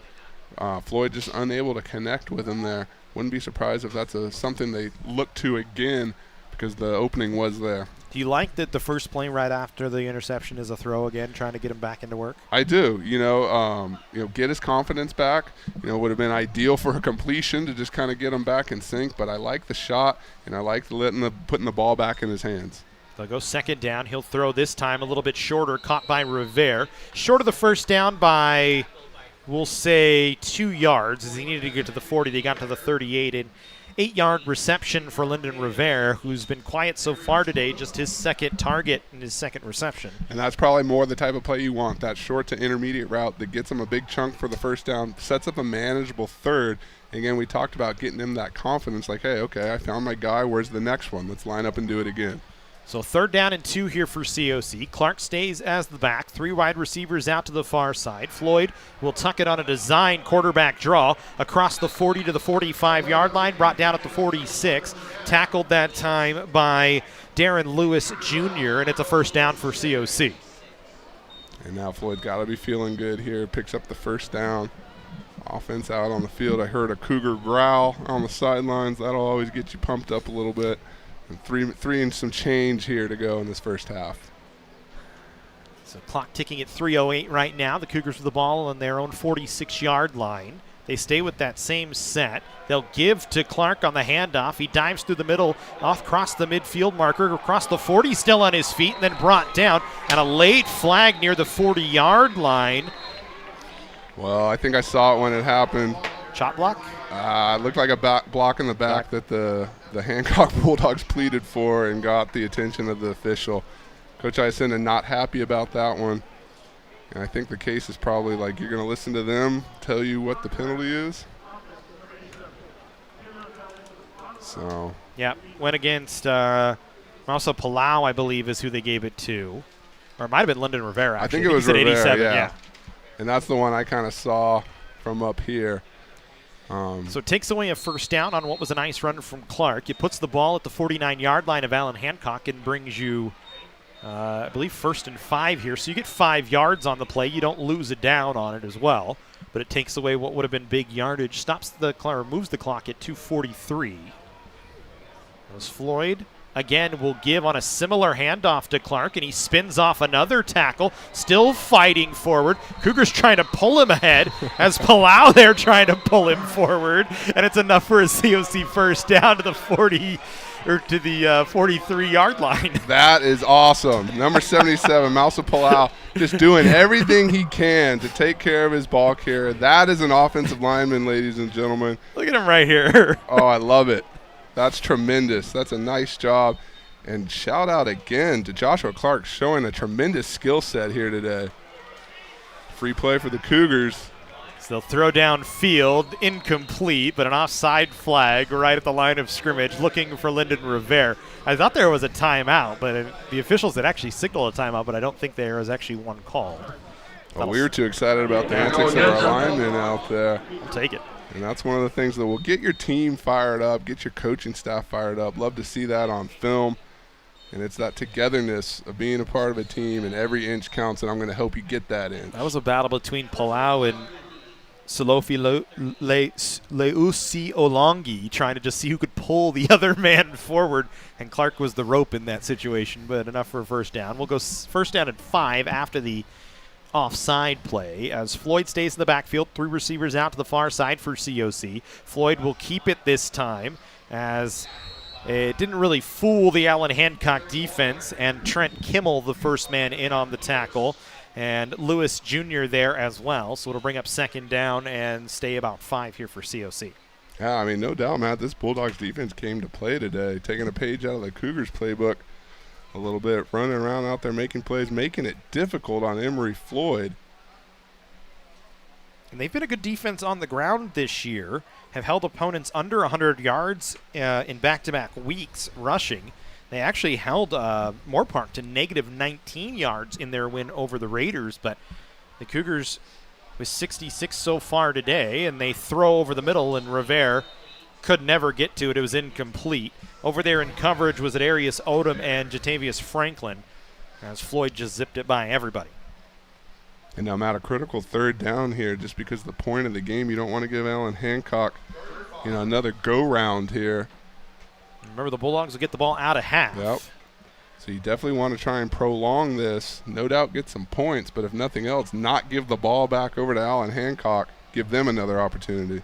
1:28 to go here in the first half. 3rd and 5. Ball spotted at the AHC 38-yard line. Floyd to throw. Needs to step up into the pocket. Throws to the outside. Incomplete. In and out of the hands of Damon Barkis. It was a tough catch for him trying to move back to the sidelines that had a lot of pace on it.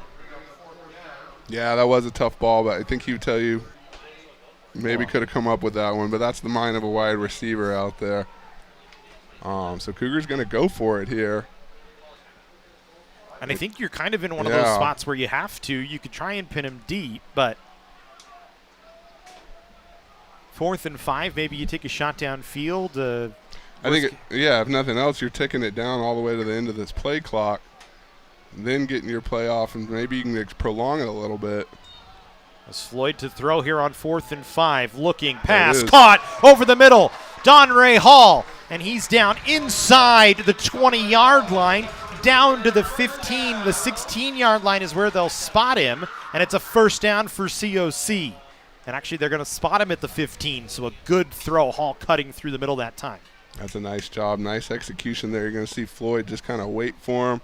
Hall, a nice opening, turns and gets upfield, moves the chains and keeps this Cougar offense on the field. Canyons needs another one here. This clock stopped at 1:14. Floyd to throw. He'll move the pocket to his right. Throws. That was a dangerous pass. Broken up by Kimmel. Was intended that time for Bowen. And I think lucky Kimmel didn't pick that one off and take it back to the house the other way. Yeah, had 2 receivers in the area. Went to the one on the first stage. I feel like Hall might have been open a little bit farther down the field. Looking to him, probably just didn't get a chance on his checkdowns. So 2nd and 10 here for COC. Ball spotted right at the 15-yard line. So the Cougars in the red zone for the second time today. They'll fake the handoff to Clark. Floyd right up the middle, across the 5 and into the end zone. Emery Floyd, his 2nd touchdown of the day, puts the Cougars back within 1. A 15-yard scamper for Floyd. Emery Floyd, he makes it look easy. But once again, tremendous blocking up front. This time it's 78. Dumelia Knox leading the way with a nice hard-nosed block to spring Floyd. And this College of the Canyon, you can see it right there, boom. And Floyd is up and in. And this College of the Canyons team doing a tremendous job executing in the trenches, keeping this team in it. Asa Johnson in for the extra point here. And that kick went through. It looked like it missed, but didn't look like a very good kick, but it was good enough to go through, and Johnson stays perfect on the extra points. And we are tied at 21 with 1:03 to go here in the first half. And Matt, that's exactly what you want to do if you're College of the Canyons. Not only do you put points on the board, you wind this clock down a little bit. Allan Hancock's going to get another crack at it, and they're going to get the ball coming out of half. But you're in a tie ball game. You're not having to force the issue here. And let's see what they can do. Let's see if this defense can take its turn making a big play. Yeah, just about the most points the Cougars have given up in the first half this year. They've had some trouble in the first half. It's really been the second half that the Cougar defense has come alive. And you got to like that the offense has kept you in the game here at 21-all despite the pick 6. And actually, the Cougar defense has only given up 14 now that I think about it. It was a pick 6. Well, historically, too, it's then the third quarter that the Cougar defense has really come out, made those adjustments, and taken control of the game. So if that trend continues, you can get out of here at a tie game at half. As this time, Asa Johnson kicking this one off. It's taken back at the 5-yard line by the Bulldogs as it's Darby, and he's brought down at the 15. Stepping up to make the hit for COC that time was... That's Del Monte Barnes. Took a perfect lane right to the ball carrier and was able to get him. This is a young man that's made his mark on special teams a couple times throughout the season. And no doubt there, back up the Bulldogs a little bit. Matt, the defense can force a quick 3-and-out here. You may have a chance. Get the ball back with a couple of seconds left. As they force them back at the spotted at the 13-yard line here. As Barnes, another good defense or special teams play for COC. And we'll see if Allan Hancock's content here to just run it out. I don't know. As Clavel under center, they look like they will give on the ground to Harris. Trying to cut back through the middle, gets to the 20. A gain of 7. I think that was Kane Omohundro, number 24 there first. First time we've called his name. That's another one of those young men that bounces around out there, makes a lot of plays. And good to see him get involved here. Omohundro this year, 24 tackles, 1 sack, 2 tackles for a loss, and a fumble recovery on a forced fumble as well.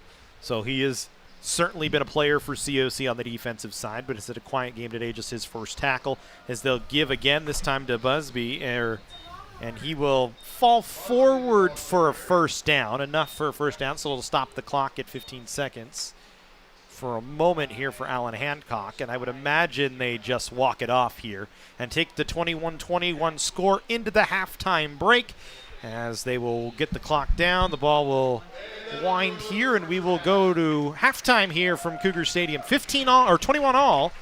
A 15-minute halftime break. We'll be back. Second half action when we come back here on the Cougar Sports Network.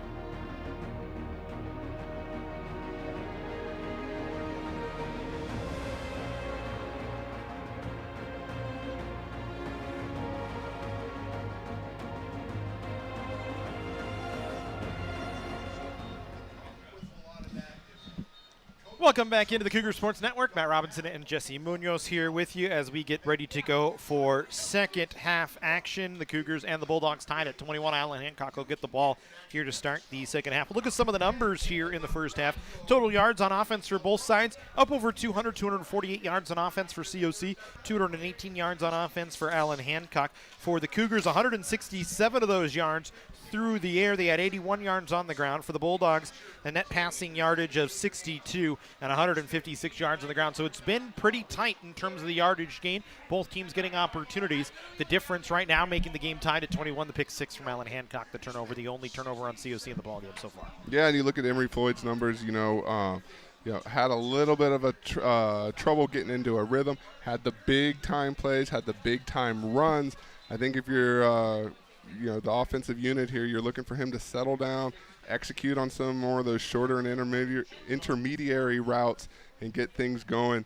Matt, something you can kind of tend to expect here is this College of the Canyons defense has been phenomenal coming out of the half in the third quarter, has shown a tendency to make those adjustments, a couple shutout third quarters along the way that has allowed the Cougars to really take charge of the ball game during this 4-game win streak. Talking about those offensive numbers, Emory Floyd pretty much leading the way for COC, 167 yards through the air, 49 yards on the ground.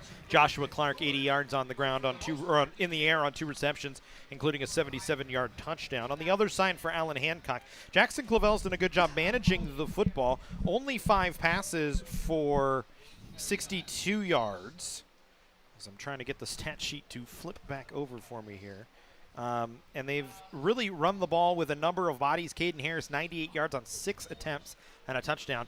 Of course, one of those a big touchdown. As a return here for Allan Hancock, trying to run back across the 40, still on his feet, across the 50, down to the 40-yard line, inside the 20, and it's going to be a kickoff return for a touchdown for Makai Puga, and Allan Hancock gets just what they needed out of the break. A huge return for a touchdown on the kickoff from Puga, special teams TD for the Bulldogs. Well, that's exactly what you want if you're Allan Hancock. And College of the Canyons, failed to wrap up on 2 tackles, had him about midfield, and was just able to scamp through that.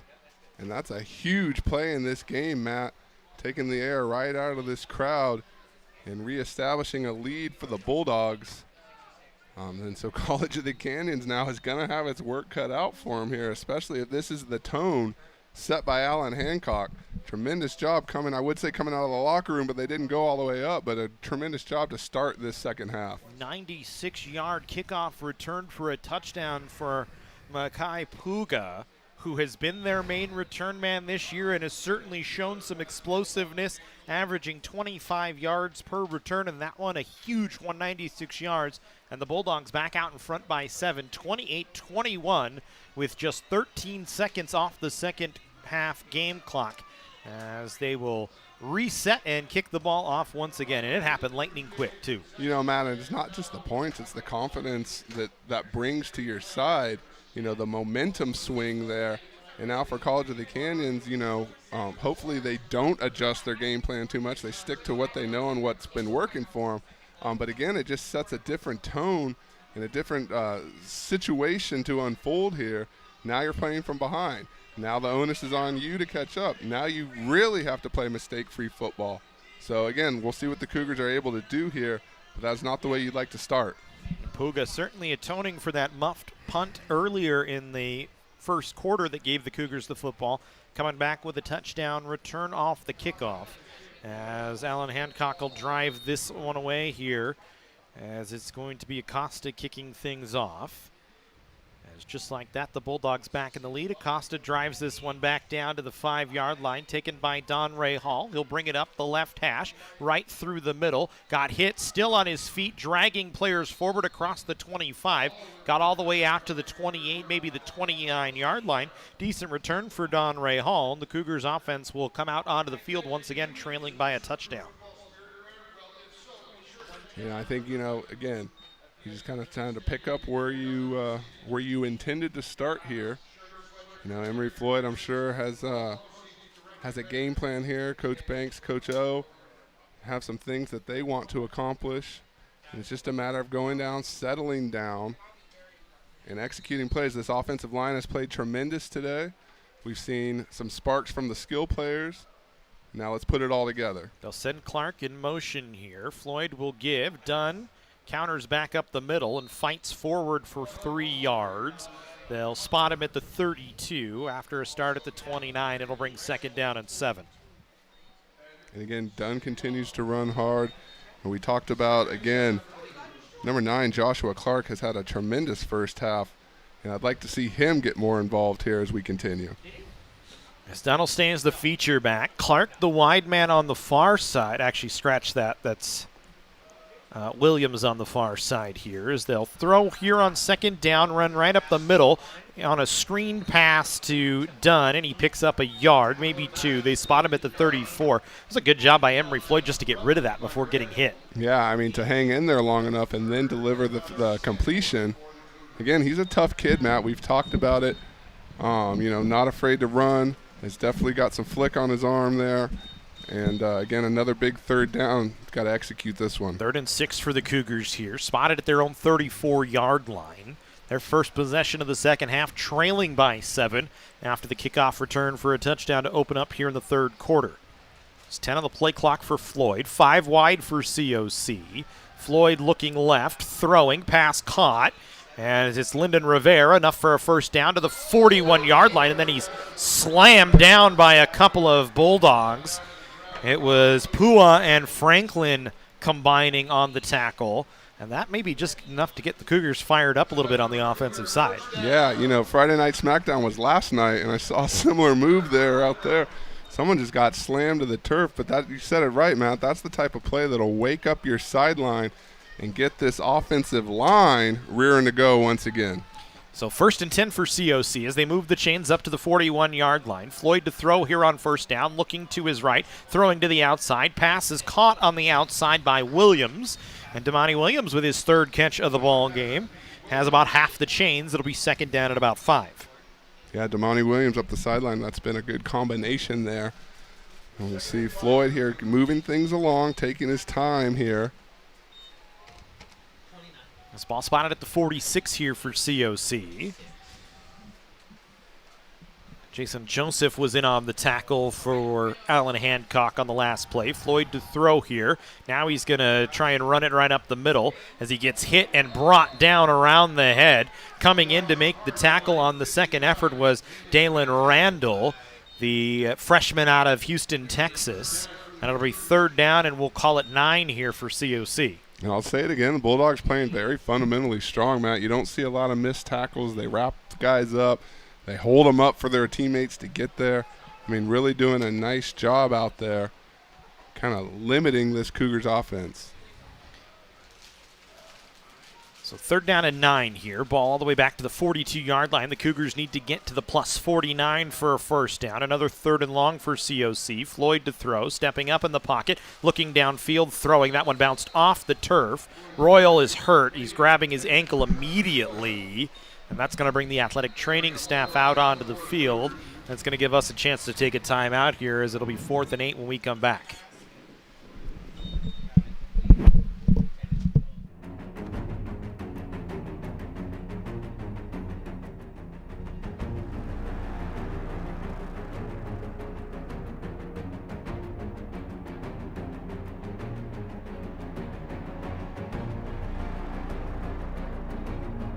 I can't get enough of watching Jersey Mike's freshly grilled hot subs right in front of me. In fact, I like watching nice and close.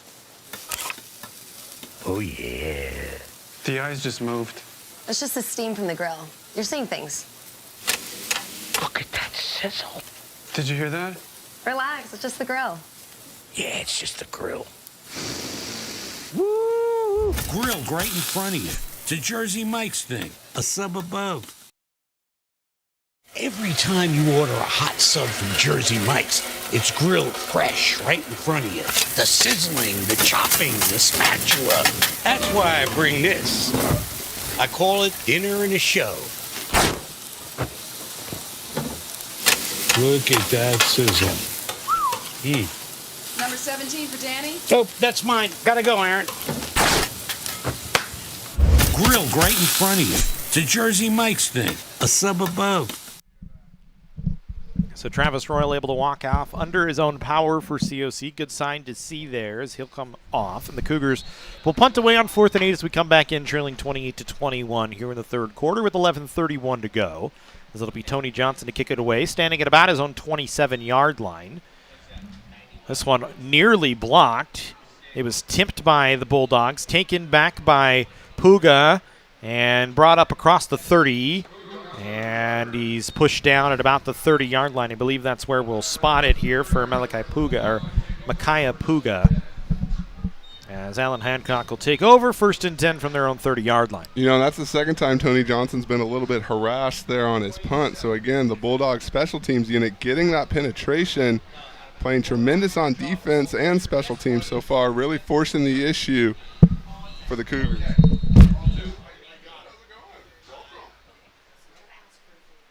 So here we go, 1st and 10 for Allan Hancock from their own 30-yard line. They stay in that I formation that they've been in for most of the day. They'll give right up the middle is Harris. He's got a hole across the 50 to the 40, down to the 30. He'll be untouched to the end zone. Another huge run for Caden Harris, and he's into the end zone for a Bulldog touchdown.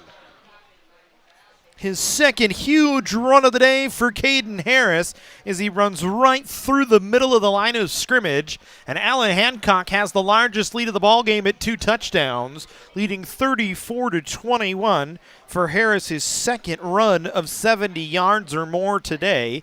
As you take another look here, the Bulldog line doing a good job just pushing around the Cougar defensive front this time.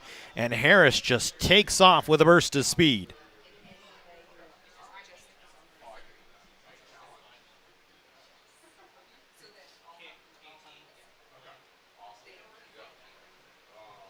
As the extra point from Acosta up and good.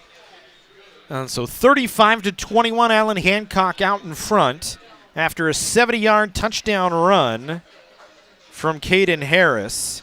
His second run of 70 or more today, and his second touchdown of the ball game for the Bulldogs.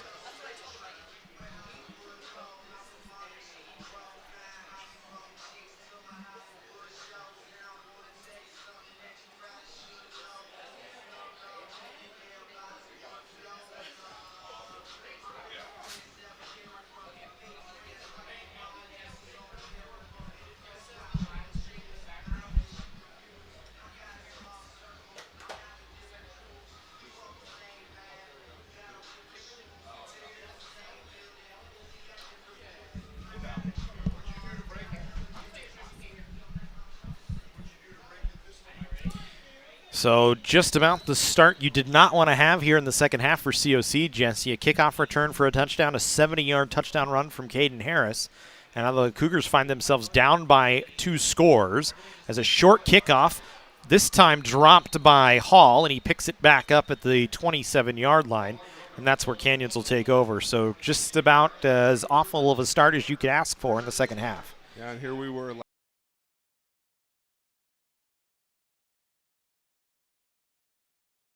Had a tendency for this season. But again, Matt, this is one of those situations. Yeah, things have gone against you here. Back's a little bit up against the wall. Still a tremendous amount of time here. And the Cougars have shown the ability, perhaps not today, but have shown the ability to get their offense in sync and score consistently on both prolonged drives and quick strikes. So there's a give to Dunn here. He tries to get the edge, could not. Got brought down right behind the line of scrimmage at about the 25-yard line as it was Brody Tucker dragging him down, and the Cougars just out of sorts altogether. I think Tucker maybe got a little bit of the face mask, and they just didn't get the call on it.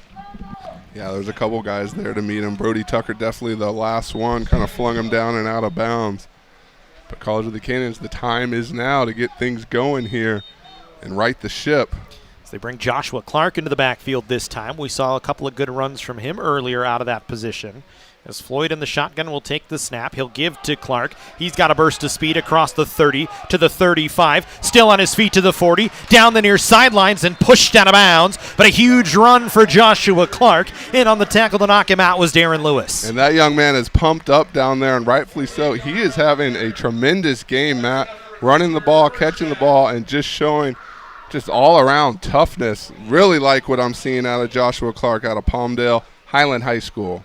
Brings it across midfield to the plus 48-yard line. A nice run from Clark. He'll stay there as the back right now. And remember, Clark, a guy that's listed as a wide receiver, but he's done most of his work as a running back this year. 17 carries, 119 yards coming into the day. And he's got another huge hole across the 35. Still on his feet inside the 30 down to the 25-yard line before he was brought down by Dalen Randall. Joshua Clark showing shades of Debo Samuel. Run the ball, catch the ball, whatever you need me to do. And if I'm that offensive staff, I'm sticking with the hot hand right now because he has not only shown an ability to get into space, but it's been very hard to take down.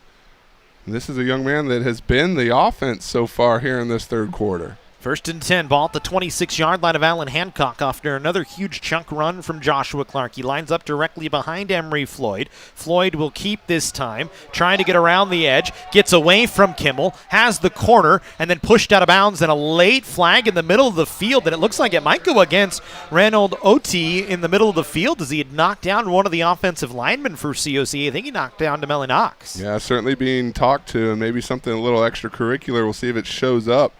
But again, the two back-to-back plays with Clark, and then you set up the scamper for Floyd to bounce it out, bite on the play action with Clark, and he bounces it out. And so we'll see what the penalty is. College of the Canyons will certainly take this, anything they can do to get closer to the end zone and get back in this ball game. And yeah, they're going to march it forward here. The White Hat going to go over to talk to Rick Aguilar about the penalty. And this is going to drive the ball all the way into the red zone for COC and spot them right down at the 10-yard line. So it'll be 1st and goal from the 10 as they will drop the chains. Yeah, that's a costly one for the Bulldogs. Really not a need for it if it's away from the play like that. But one of those things where, you go to war in those trenches, things are going to get dirty every once in a while. That's one of the ones where Allan Hancock got caught. So 1st and goal from the 10-yard line for COC. Floyd walks up to the line of scrimmage, barking out orders. Still 13 on the play clock. He has Clark in the backfield as the feature back to his left.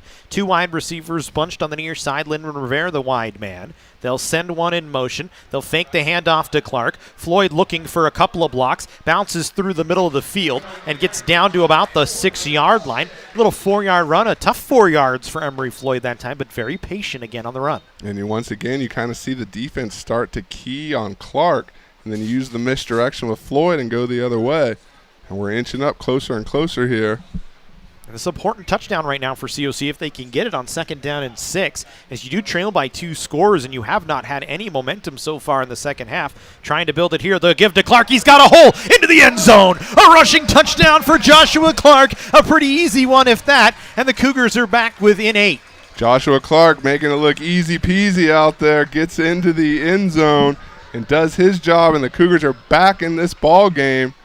And again, I would look for him to continue to feed that young man the ball because he is doing fantastic things out there. Clark, his very first touchdown of the season, and they don't come much easier than that as Asa Johnson in to try the extra point as the Cougars trailing 35-27 with 8:24 to go here in the third quarter. Kick is up and through for Asa Johnson. He stays perfect on the season. And the Cougars with another touchdown and maybe trying to swing things a little bit back in their favor after 2 touchdowns for Allan Hancock in the first 5 minutes of the third quarter. The Cougars a very methodical drive that time, Jesse. Marching down the field. Little 6-play, 71-yard score on a 6-yard touchdown run from Joshua Clark. And I think what's most impressive there, Matt, about that sequence is, okay, you come out, you surrender the 2 touchdowns. Again, easy to get down on yourself, easy to lose the confidence. College of the Canyons comes back out, like you said, gets into its methodical offense, executes, schemes, blocks up front, moves the ball down. Now you're right back in it. You put the onus on your defense to help you keep you in the game here. And good things are going to come when that happens. College of the Canyons here turning the tables a bit midway through this third quarter. 3 carries, 37 yards, and a score on that drive for Joshua Clark. And so COC back within a touchdown As it'll be Asa Johnson to kick this one off. Puga standing right about the 2-yard line. He's the dangerous return man. The Cougars will kick it to him. He'll take it at the 7. He'll start to bring it right up the the right hash. He's got a hole again, similar to his first run in this third quarter, and he's forced out at the 45-yard line. But Puga again, a nice return for Allan Hancock. And the Cougars, after early on having some really good special teams play, the Bulldogs have figured something out, especially on the kickoff. Yeah, I think, kind of took the same route up the field, ended up on the sideline, wasn't able to bust it this time. But I don't know if that's something they've seen in film or something that just has worked out for them today. But doing a good job using that special teams as part of their weaponry out there. So the last time, a one-play 70-yard drive for Allan Hancock, and they'll go back to work here on 1st and 10 with great field position at the 45-yard line. Clavel under center. I formation, the give to Harris. He runs into a pile at the line of scrimmage and is brought down. First contact, I believe, was Victor Vaca, as he was one of the big men in there, along with Jackson Volk, right in the middle of the line of scrimmage. Yeah, those are two guys we haven't called yet today, but two that do a tremendous job clogging things up. And they were the first ones there before everyone else piled on. And so College of the Canyons now starting to play with a little bit of confidence maybe, and you get this defense fired up and back in this game as they've shown a tendency to do throughout the year. Allan is the back this time for Allan Hancock. They'll shift Topu over to the right here in the fullback position. They'll fake, roll out a pass to Topu, and he's pushed out of bounds at the 49-yard line of Allan Hancock. It'll leave him about 6 yards short of the line to gain. It'll bring up 3rd down. Again, another big 3rd down here, Matt, right around midfield. And again, Allan Hancock, the ability to run or pass in these types of situations. You saw Joseph Marsh on that last play get up the field after that quarterback. And we'll see if they have an opportunity to kind of line up and get after it again. JP Laketu in there as the feature back. AJ Masuno, the fullback, as they'll have Clavel in the shotgun. He'll throw on an out route to the outside, and stopped short of the line to gain is Makai Puga that time, as he's pushed out at the 48-yard line of COC, and now the Bulldogs have a decision, and it doesn't look like it's going to be much of one, as they'll send Arafa Costa out to punt this one away. And shout out to Timothy Jackson out there, just getting in space, breaking down, making sure he made that tackle. That's another one of those plays where if he gets to the sideline, that's a first down and maybe more. So again, one of those young men that's in the right place at the right time.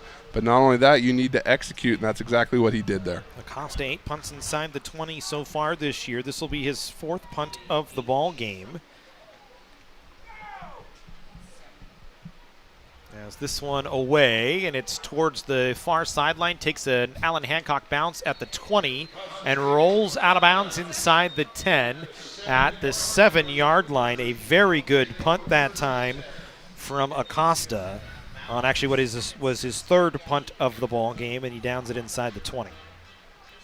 So the Cougars will take over with a long field here, trailing by a touchdown, but you like what the defense puts up after giving up the big chunk play on the first drive of the second half by Allan Hancock. Yeah, that's a nice response. First from the offense, then from the defense. And again, to remind this team and this sideline who we are and what we're capable of, to answer back like that's really a tremendous job by the Cougars. Now let's see if they can line up and do it one more time, because we got a long way to go here, ladies and gentlemen. So Emery Floyd with his heels near the goal line will give to Donovan Dunn, who cuts it to the outside across the 10 to the 15-yard line. Going to be about a yard or two short of the first down, but a nice little 8-yard run for Donovan Dunn that time, as Kimmel was the first man to make the hit on him. Yeah, I like it. Dunn and Clark both running hard out there. Maybe a little bit of one-upsmanship. Let's see what you can do. Let's see what I can do. And together we're going to take them all the way. So College of the Canyons having success running the ball here. And why change what's working for you, Matt? They'll stay with Dunn as the back of the backfield. They'll give this time. He tries to get the edge, fights his way through the pile, came up underneath one of his own men, but he has enough for a first down. Looked dangerous that time. Damani Williams, the receiver on the outside trying to block, kind of got rolled up under. And that's exactly how those types of injuries happen when you're just not looking at the ball. You're so focused doing your job, and that action rolls up behind you, bad things can happen. Fortunately, not on that one. But again, nice job done, just kind of getting not even north-south, just kind of sideways and up enough, slashed up enough to get that first down. Floyd stays as the quarterback. They'll keep it with Floyd this time on an option run, and he fights ahead for, we'll call it 3 yards, gets to the 21-yard line. It'll bring up second down at about 7. Yeah, had a little bit of room there, tried to make a break for it, and the Allan Hancock defenders just kind of broke off and were there to meet him. But something's better than nothing, and you keep this thing going. Second down and 6 here for COC, as they gave him 4 yards, as they got him up to the 22-yard line where the spot was. Dunn stands as the feature back. 2 receivers out to the far side for the Cougars. Floyd to throw here on second down and 6, looking left the whole way. Has Lyndon Rivera, but he dropped it. Lyndon Rivera was wide open with 5 yards of space. Adarius Odom was well behind him, and he just dropped it, took his eye off the ball. Yeah, you set him out. Nothing really else there. Was wide open. One he will definitely want back. But that's a young man I know is going to make a big play to atone for that. And it's something that someone that Floyd won't be afraid to go to again. And Rivera, guy, he's been very good all year. 16 receptions, 370 yards coming into the game, and 3 touchdowns. Had 4 receptions in week 4 and week 6. That's his season high. Today he's been rather quiet, only a couple of targets and 1 catch, I believe. As Floyd here on play action needs to get rid of it, throws it over the middle. Has Clark caught at the 50-yard line to the 40, trying to beat a couple of men, still dragging guys inside the 20. On his feet and dives down inside the 15-yard line. A huge throw and run from Joshua Clark off the hand of Emery Floyd. And there's that man again, Matt. Big number 9, Joshua Clark, catching, running, hard-nosed, doing it all out there for the Cougars. Something I love to see. God, he runs hard. Even after contact, he's just dragging bodies, making his way up there, really making the most of his opportunity here today. Let's keep it up. Give it to him again. All the way down to the 13-yard line of Allan Hancock. The Cougars in the red zone once again and go on 1st and 10. They can get the 3 for a first down. They'll keep it with Emery Floyd. He's tackled, or he thought he was tackled. Now he's finally brought down. Fought off a first tackle, but then Lewis brought him down second time. It was a 65-yard catch and run from Floyd to Joshua Clark for the first down. You know, 65-yard run, and I don't even think that's his most impactful play of the game. That's how well he is playing right now. And Emery Floyd there, had 5 guys there to take him down. So definitely going to want to shake that one off. But the Cougars inching closer and closer, now in the red zone, ready to strike once again. So we'll go here on second down. They'll give to Dunn. Bounces it through the middle, down to the 5-yard line where he's met by a bunch of Bulldogs. And he's brought down there, but a nice little run for Donovan Dunn that time. And the Cougars, 3rd and short here. They need to get to the 3 for a first down. Donovan Dunn doing a nice job getting down and staying low. Really forcing Allan Hancock to go down and get him. Listed at 5'10", but he gets much lower than that when he needs to. And again, another hard runner. And behind this big offensive line, College of the Canyons is doing good things. They continue to pound the Bulldogs. 182 all-purpose yards for Joshua Clark so far today. He's not in there on this 3rd down and 3 as the Cougars go with a jumbo package. They'll give to Omohundro. He's going to be short of the line to gain. He maybe got back to the line of scrimmage at the 6. The Cougars need the 3, and it'll be 4th down and 3 on a really big spot. It looks like they'll send Asa Johnson in for the field goal try. Matt, a little bit different. That's the jumbo package we've seen throughout the season. Not as jumbo that time. The reason Carlos Meza out today, he's usually one of those ball carrier options. So you flip him with Omohundro, a little bit harder of a job without that big body there in front of you. But the Cougars going to settle for 3, which could be pivotal points in this ball game if things continue to trend the way they have. Sending a late man onto the field with COC. This is a chip shot for Johnson. Kick is up, and the kick is good. There was a Bulldog running on the field on the far side, but I don't think they gave a flag. Yeah, I think his coach pulled him back just in the nick of time, and no one was looking at that because we were so close to the snap. So definitely dodged one there. But Cougars will take the points. A little 16-yarder for Asa Johnson, his 4th field goal of the season. And the Cougars get back within 1 score as they trail by 4, 35-31 with 1:40 to go here in the 3rd quarter. And again, circle that one, because if these two teams continue to trade touchdowns as they had, plays like that are going to be the difference point and possession-wise.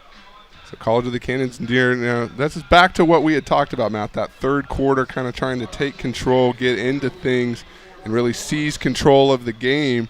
Haven't yet by virtue of the score, but definitely trending upward here in the final 1:40 of the 3rd quarter. As the Cougars will kick this one away here, trailing by 4, but methodical drive capped off by a big play that ends up in 3. You would have liked to have 6, but just could not find a way to punch into the end zone. Tony Johnson will kick this one off. Plenty of leg this time. Puga will take it at the 3-yard line. He'll bring it near the right hash. Now up the numbers on the right side. And this time the Cougars do a better job of at least tying him up. Late flag into the pile here. And we'll wait and see on what that is. Well, that was Delmonte Barnes, 46 on the tackle. We'll see what the flag, like you said. When it gets bodied up there, you never know what's happening. If that's in the area of a face mask or maybe a hold. Blocking the back was the other option, and then sure enough, there it was. So that'll help the Cougars' effort here.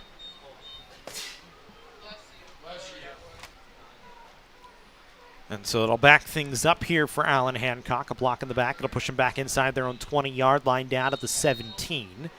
So the Bulldogs take over there, leading by 3 with 1:30 to go here in the first. Or in the third. We're in the third, not the first. It feels like the first. It's usually about the first. It's the 3:50 in the afternoon. As we'll go here on 1st and 10 for Allan Hancock. They'll give right up the middle. That time was Busby, and he's hit at the line of scrimmage but falls forward for 5 yards. Busby with a head of steam right through the middle. Just did not have much room as he was hit right at the line. Yeah, it came out of there like he was shot out of a cannon. A couple Cougars there to meet him. But again, it's those hard runs. You continue to run hard, run hard, run hard. Eventually something gives and you pop one, as we've seen the Bulldogs do a couple times here. So imperative for College of the Canyons, maintain their gaps, know their assignments, line up and execute. Harris, the feature back, Tupou, the fullback. They'll give to Harris, trying to follow Tupou, but he gets caught at the line of scrimmage, falls down to the 31. He's a yard short. He needs to get to the 32. It'll be 3rd and 1 here for Allan Hancock. Give him a 2-yard gain maybe. And that was Matias Ortiz Jr. coming through to make that stop. Despite, that was a good surge, a good first step from Allan Hancock. This offensive line, I'm telling you guys, this has been a battle all day and long, and this is where the game's going to be won or lost between those two units. Ortiz Jr. just 5 tackles before today's game on the season, so he's not had a lot of opportunities. Getting a chance here on a big 3rd down. They'll give the carry this time onto the outside by Leketu, and he's got enough for a 1st down out to the 35-yard line of Allan Hancock, and that'll march the chains forward. And again, well executed. Just pull the lineman and get the wash down, and there's the hole. In the final seconds here of the 3rd quarter, big enough for him to get up there upfield. That'll bring us to the end of the 3rd. 35-31, Allan Hancock in the lead. They'll have the ball at their own 35-yard line and a fresh set of downs when we come back.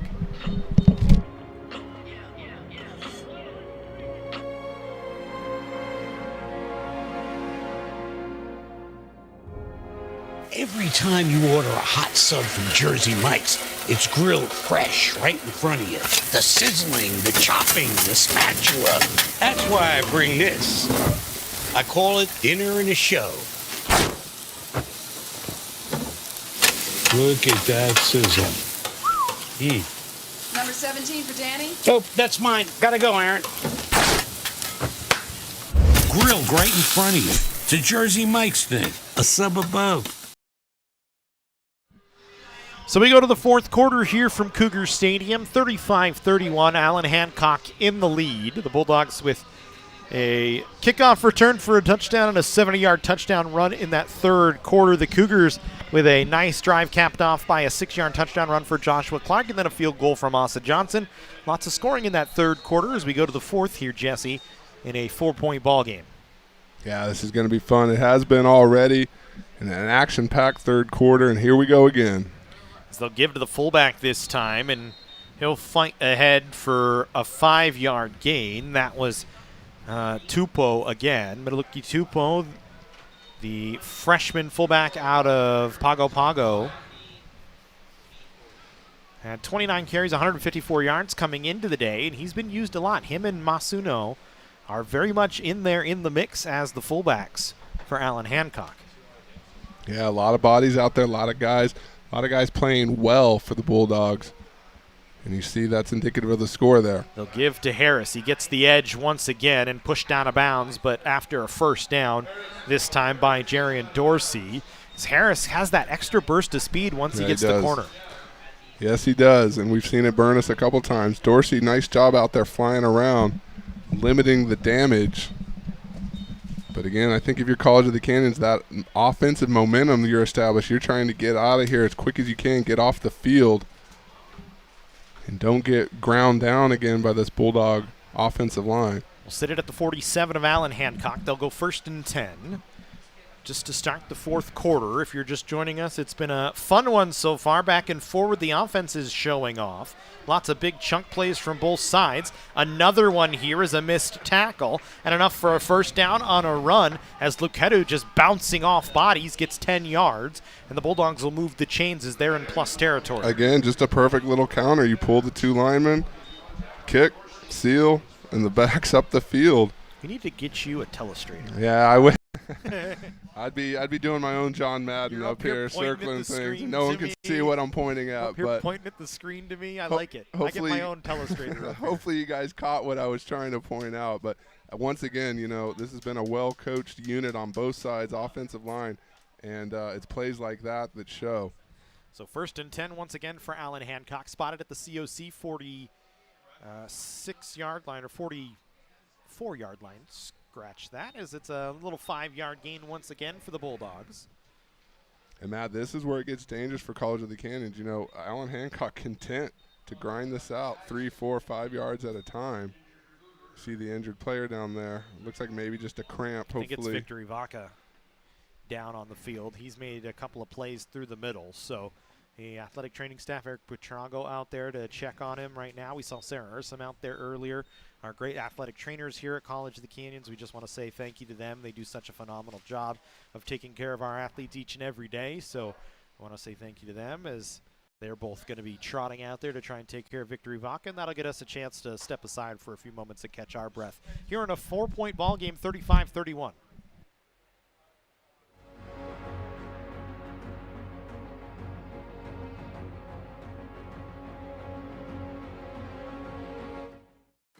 At College of the Canyons, we're always here to help make your future remarkable. Choosing classes is always flexible, so you can study your way. Learn at one of our 2 state-of-the-art campuses, or from home with our online options. Tuition is always affordable, with classes starting at just $46 per unit. We offer financial aid and 0 textbook cost classes to help you save. Always flexible, affordable, remarkable. Always College of the Canyons. Visit canyons.edu/schedule now. College of the Canyons is always ready when it comes to your athletic future. With 17 intercollegiate sports programs to cheer for, opportunities for student athletes to learn, train, and compete, and a championship mind. So we're back to work here in the fourth quarter. 2nd and 5 for Allan Hancock, as they'll delay on a handoff to Harris, and nowhere for him to go that time, as it's Jackson Volk stepping up to make the tackle. And it'll push him back to the original line of scrimmage. It'll be 3rd down and 10 here for Allan Hancock. Jackson Volk's made a lot of big plays so far this season. There's another one right there. 17 tackles, 2 sacks, 3 tackles for a loss coming into the game. Adam, another one. He had a season-high 8 tackles back in week number 3. He's not been called much today, but it just shows you how well the Bulldog defense has done through the middle of the field, because that's usually a spot for Jackson Volk on the run game to make big plays. Another one of those Cougars, a former student athlete of the week. I believe it was after that week 3 effort. As we'll go here on 3rd and 9, actually. Clavel forced to throw to the outside, tipped away. Good job on the outside that time. Johnny Smith got a hand on it and knocked it away. Johnny Smith, I keep telling people, you throw it his way, he's going to make something happen, and that's the 2nd time today he's made an impactful play for this defense. And now look at that, Matt. 12 minutes to go, a little under 12 minutes to go, and Cougars offense is going to get this ball back. And we started to say before the injury timeout, you know, kind of a dangerous situation with Allan Hancock willing to run each and every down. You know, in the fourth quarter, you don't want to let them chew off too much time. Unfortunately, the Cougars were able to execute their game plan, get off this field here. Little change for COC. Lyndon Rivera standing back at the 10-yard line. Calls for a fair catch. It takes an Allan Hancock bounce. Very good punt that time from Arath Acosta. Kicked right out of bounds at the 7-yard line of COC, so the Cougars are backed up once again. Yeah, I think, you know, remember Royal got a little shaken up out there, so you call on Rivera. And again, another one of those guys that can provide you a spark with the ball in his hands. So, you know, didn't have the opportunity there, but anxious to see what this offense can do. Matt, if you're asking me, let's line up and run this ball. You got two key options here, and let's steal this back and dictate the clock to them, kind of flip the tables a little bit. 11:50 to go here in the fourth quarter. It's a 4-point ball game, 35-31. As the Cougars will start with Donovan Dunn as the feature back here. They have Noah Staples out there, so a tight end in for COC. 3 wide receivers, 2 out to the far side of the field. They'll give to Dunn. He'll run right through the middle of the pile and push ahead. And then a couple of bodies went crashing down late in the play, but it's a gain of, we'll call it 6 or 7 for Dunn.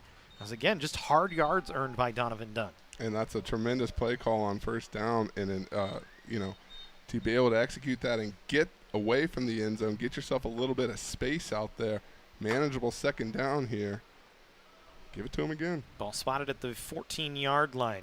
Floyd will keep this time on an option run, and he's brought down back at the 10-yard line. Not much for Emery Floyd as Allan Hancock busts that one up before it ever got started. Yeah, they busted it up, absolutely. Sent us backwards on that one. And so now here you are in a situation with a 3rd and long. Just like we talked about, you don't want to give this ball back to Allan Hancock so quickly because they will chew 3-4 minutes off just in their basic offense without any first downs or anything to speak of. So this is going to be another pivotal 3rd down here for the Cougars back up against their end zone. Move it back to the 11-yard line. 3rd and 7. Floyd to throw. Has lots of time. Looking pass. Caught. And then dropped by Williams. As it's Allan Hancock football on the fumble. Damani Williams had it, and then a hat got put on it, and he dropped it. We'll see here if he actually reeled it in for the catch. Had it for a split second. And, yeah, Matt, you're absolutely right. Just kind of defender came in and just kind of knocked it off. I think it was Jatavius Franklin that's helmet just went right on the football.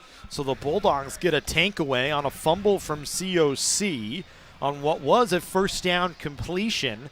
And now Allan Hancock at the 23-yard line of College of the Canyons. Not only can they eat some clock here, they can try and put this back to a 2-score game. It's imperative here for the Cougars to buckle down.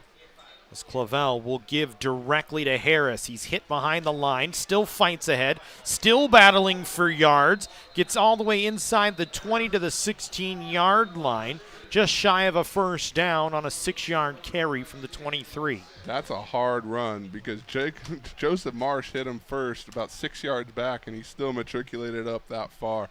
So again, these Bulldog runners are determined out there, keeping the legs moving and getting behind their big offensive line. That's going to be dangerous for the Cougars. You see the clock continues to tick. They're right here in striking distance. 7-yard carry that time for Harris. They'll switch the back in the backfield and give to Luketu, trying to get the edge. Met by 4 Cougars, and he's knocked back 2 yards. Back to the 17-yard line, maybe the 18. We'll see where they spot it. I think they might actually give him the 17. I think that's generous. But it'll bring up a 3rd down. But again, another team effort. You saw Johnny Smith didn't make the first tackle, but forced him, bounced him outside where his teammates could get him. And then Smith so quick almost got up and got back to the pile again. So you hear the bells. This is an imperative 3rd down here. Get off the field, limit any damage the Bulldogs might have in mind. 3rd and 4 from the 17. They'll give Harris a little dive up the middle, but he's not going to have enough for the first down. Got to the 15. He needs the 13 for a first down. And now Allan Hancock in an interesting position. Do you go for it here on 3rd and 2 or 4th and 2, or do you opt for the 3 points? You know, I think the way they've been running the ball and those bodies there, they're going to line up and go for this thing.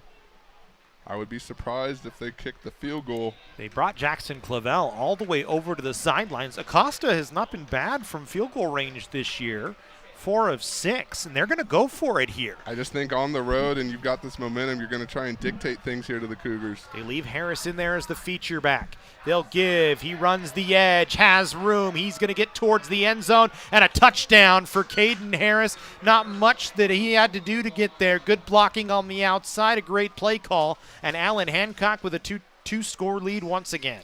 And that's exactly right, the play call. Everyone's expecting 4th and short. You're coming up the middle. You're coming up the gut. You're going to watch. They just bounce it right outside, and there is nobody there.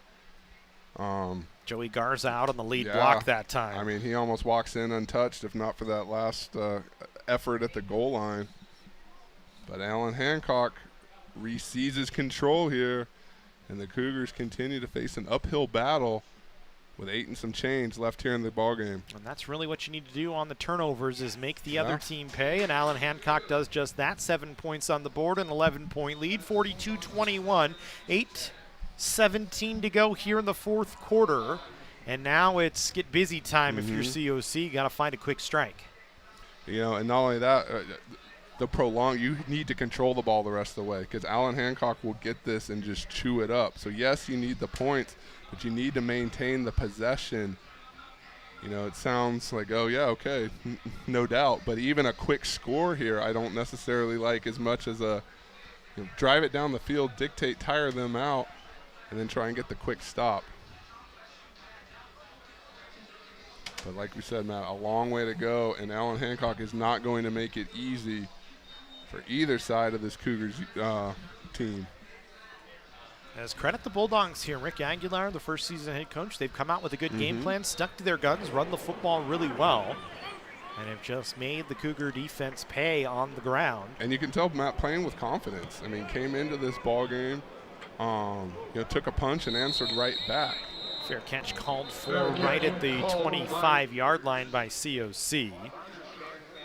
This was Bondarchuk on the fair catch. For Allan Hancock, Clark has been impressive today. Or Harris, Caden Harris has been impressive today as he has had the bulk of the carries for the Bulldogs. You look, 13 attempts, 199 yards, 3 touchdowns in the ball game. As with 8:16 and an 11-point game, the Cougars will go back out in a 2-back set here on first down. They'll give to Donovan Dunn, has a hole up the near side, hit at the 30 and knocked out of bounds. The clock will stop, a little 4-yard gain. We'll call it 5. It'll bring second down and 5.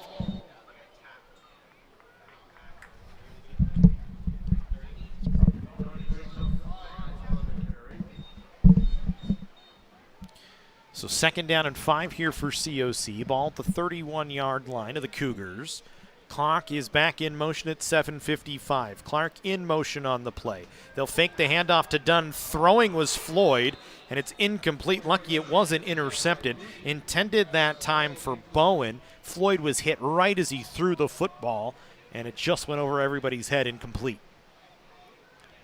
So call it 3rd and 5 here now for the Cougars. A huge third down. Clock stopped at 7:48. They bring in Noah Staples now, the tight end. He'll slot up on the far side of the field. And Matt, for me, this third down is imperative for the Cougars. At this point of the game, you got to prolong this drive. Staples now back in a traditional tight end spot here. Clark the back in the backfield. Floyd to throw, looks past, caught Revere, spins off a tackle, off the 40 to the 50, inside the 40, and he is going to take it to the house for a huge Cougar touchdown. Lyndon Revere, we were just waiting for him to put his stamp on the ball game, and he does, into the end zone for COC. We called it. You hear me knocking? Well, let me in, because that's exactly what Lyndon Revere did. Just took the ball and made a huge play. Cougars probably would have been content to move the chains in the first down. That wasn't enough. And you see the little spin move to get up the sideline, and from there it's He tiptoed Tiptoes on the line to stay in. And from there, it's all speed. Tremendous shot by our cameraman on the sideline. And that's a touchdown, College of the Canyons. Back in this ball game, Matt. We knew it wasn't going to be that easy. 7:30 to go, and I have a feeling we got more fireworks coming from both sides. 69-yard pass and catch from Floyd to Rivers. He sprints it most of the way. Asa Johnson finishes off the extra point. It is once again a 4-point ball game with 7:36 to go. Boy, it's been a fire fest. This so is far awesome. today. That gets me pumped up. A way to respond. Pick your team up and put them on your back and get into the end zone here. That is awesome. Nice job, young man. So just what the Cougars needed with 7:36, a quick strike, and now you ask the defense, which has done the job for most of the year, Jesse. Pretty much has been the side of the ball that when you need them, they come through. They've carried the Cougars through most of the season. Today they've gotten the help that they've been so, I think, longing for on the offensive side of the football. Now you're going to ask them to go out here in the heat against a tough run team and get a stop for you to get a chance with the ball one more time. You know, but you look down at this defensive unit and you just get the feeling that they know what their job is. Coach Corbett's not going to have to tell them. Nobody needs to remind them what they need to do. Now let's see if they can go out there and do it. Puga standing with his heels on the 2-yard line for Allan Hancock. We'll see if the Cougars kick it at him, as they've been kicking it at him for most of the day.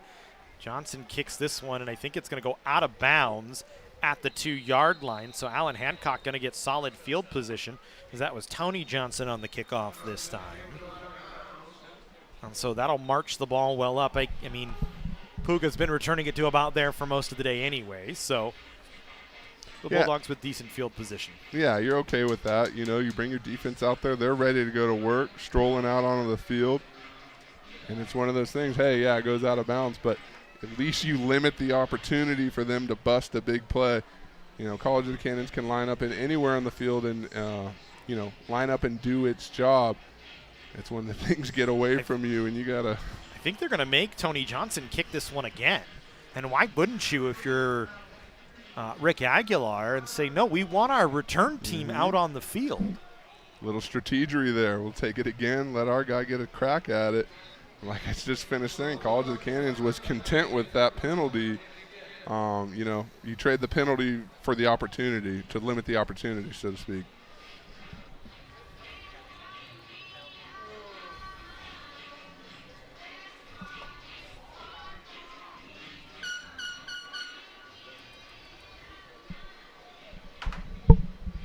So Johnson will kick it off once again.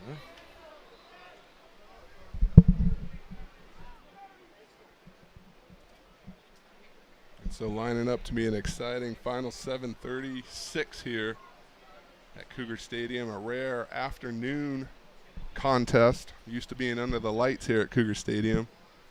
It's a little bit of a change. I don't know if we mentioned it, but it's hot too. We've mentioned it maybe once or twice. But this has been a fun one, and we certainly thank you for tuning in, ladies and gentlemen. Near, far, and around the globe. As Johnson kicks this one low, it'll skip at the 20. Puga will take it at the 15 and return it from there. Brings it up across the 35, so about where he would have had it anyway. And they'll spot it at the 36, and that's where Allan Hancock will take over.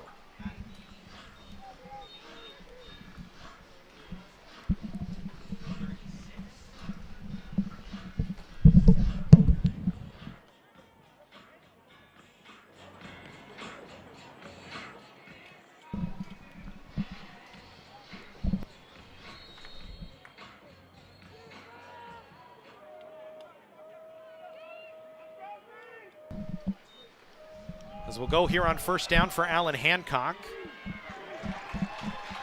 As Busby trying to bring it across the line of scrimmage, and he gains 3 yards. Timothy Jackson once again finds himself in the right place, right time with that key takedown before the Bulldog runner was able to get to the sideline. This is a young man that had a big game a couple weeks ago, a couple picks, has shown a tendency to make plays in the secondary, and needed that one definitely for this Cougar side. So they'll go second down and 7 here for Allan Hancock. Ball spotted at their own 39-yard line. I think John Allan in there as the back. Actually, no, it's Harris, but they'll throw. Pass knocked down, nearly picked off. Ali Mayo got his hands on it, but just couldn't haul it in. It'll bring up third down. Ooh, he had his hands on that, and he had 6 in his eyes looking the other way. And so regardless, it's going to bring up the third down, but you see him just in and out of the hands. Pats himself on the head, wishes he had that one back. But just what the Cougars defense needed, try and force a 3rd and long here. It's 3rd and 7 for Allan Hancock. They will have Caden Harris in there as the feature back. They'll send 2 receivers out, 1 to each side. And they'll have Clavel in the shotgun with a back right next to him here. They'll throw here, 3rd and 7. Kiach in the backfield. It's a screen pass caught by Harris. He's brought out of bounds short of the line to gain, only at the 44-yard line. And I think the Bulldogs going to come out with Aratha Costa and punt this one away, ask the defense to do their job. That's a huge play from the COC defense. Trying to see who actually got him. I saw Cairo Rhodes in the area. I think he was one on it. I saw Dorsey in the area. Big surprise there. He's been everywhere today. But again, much like the Jackson tackle a few plays before, able to limit them from getting to the sideline and getting upfield. And College of the Canyons is going to get exactly what they asked for, the ball with a little under 6 minutes to go and an opportunity to retake this lead. Costa will punt this one away again. Rivera standing deep. Will let this one bounce at the 25. Tried to pick it up, nearly dropped it. Got it back and then got knocked down at the 30-yard line. And then a late flag back near midfield.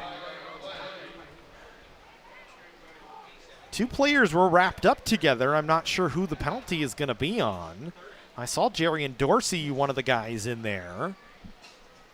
And then for Allan Hancock, I believe it was Jack Gentile in there as well. They're talking things over. Coach Iacinda waiting for the explanation here.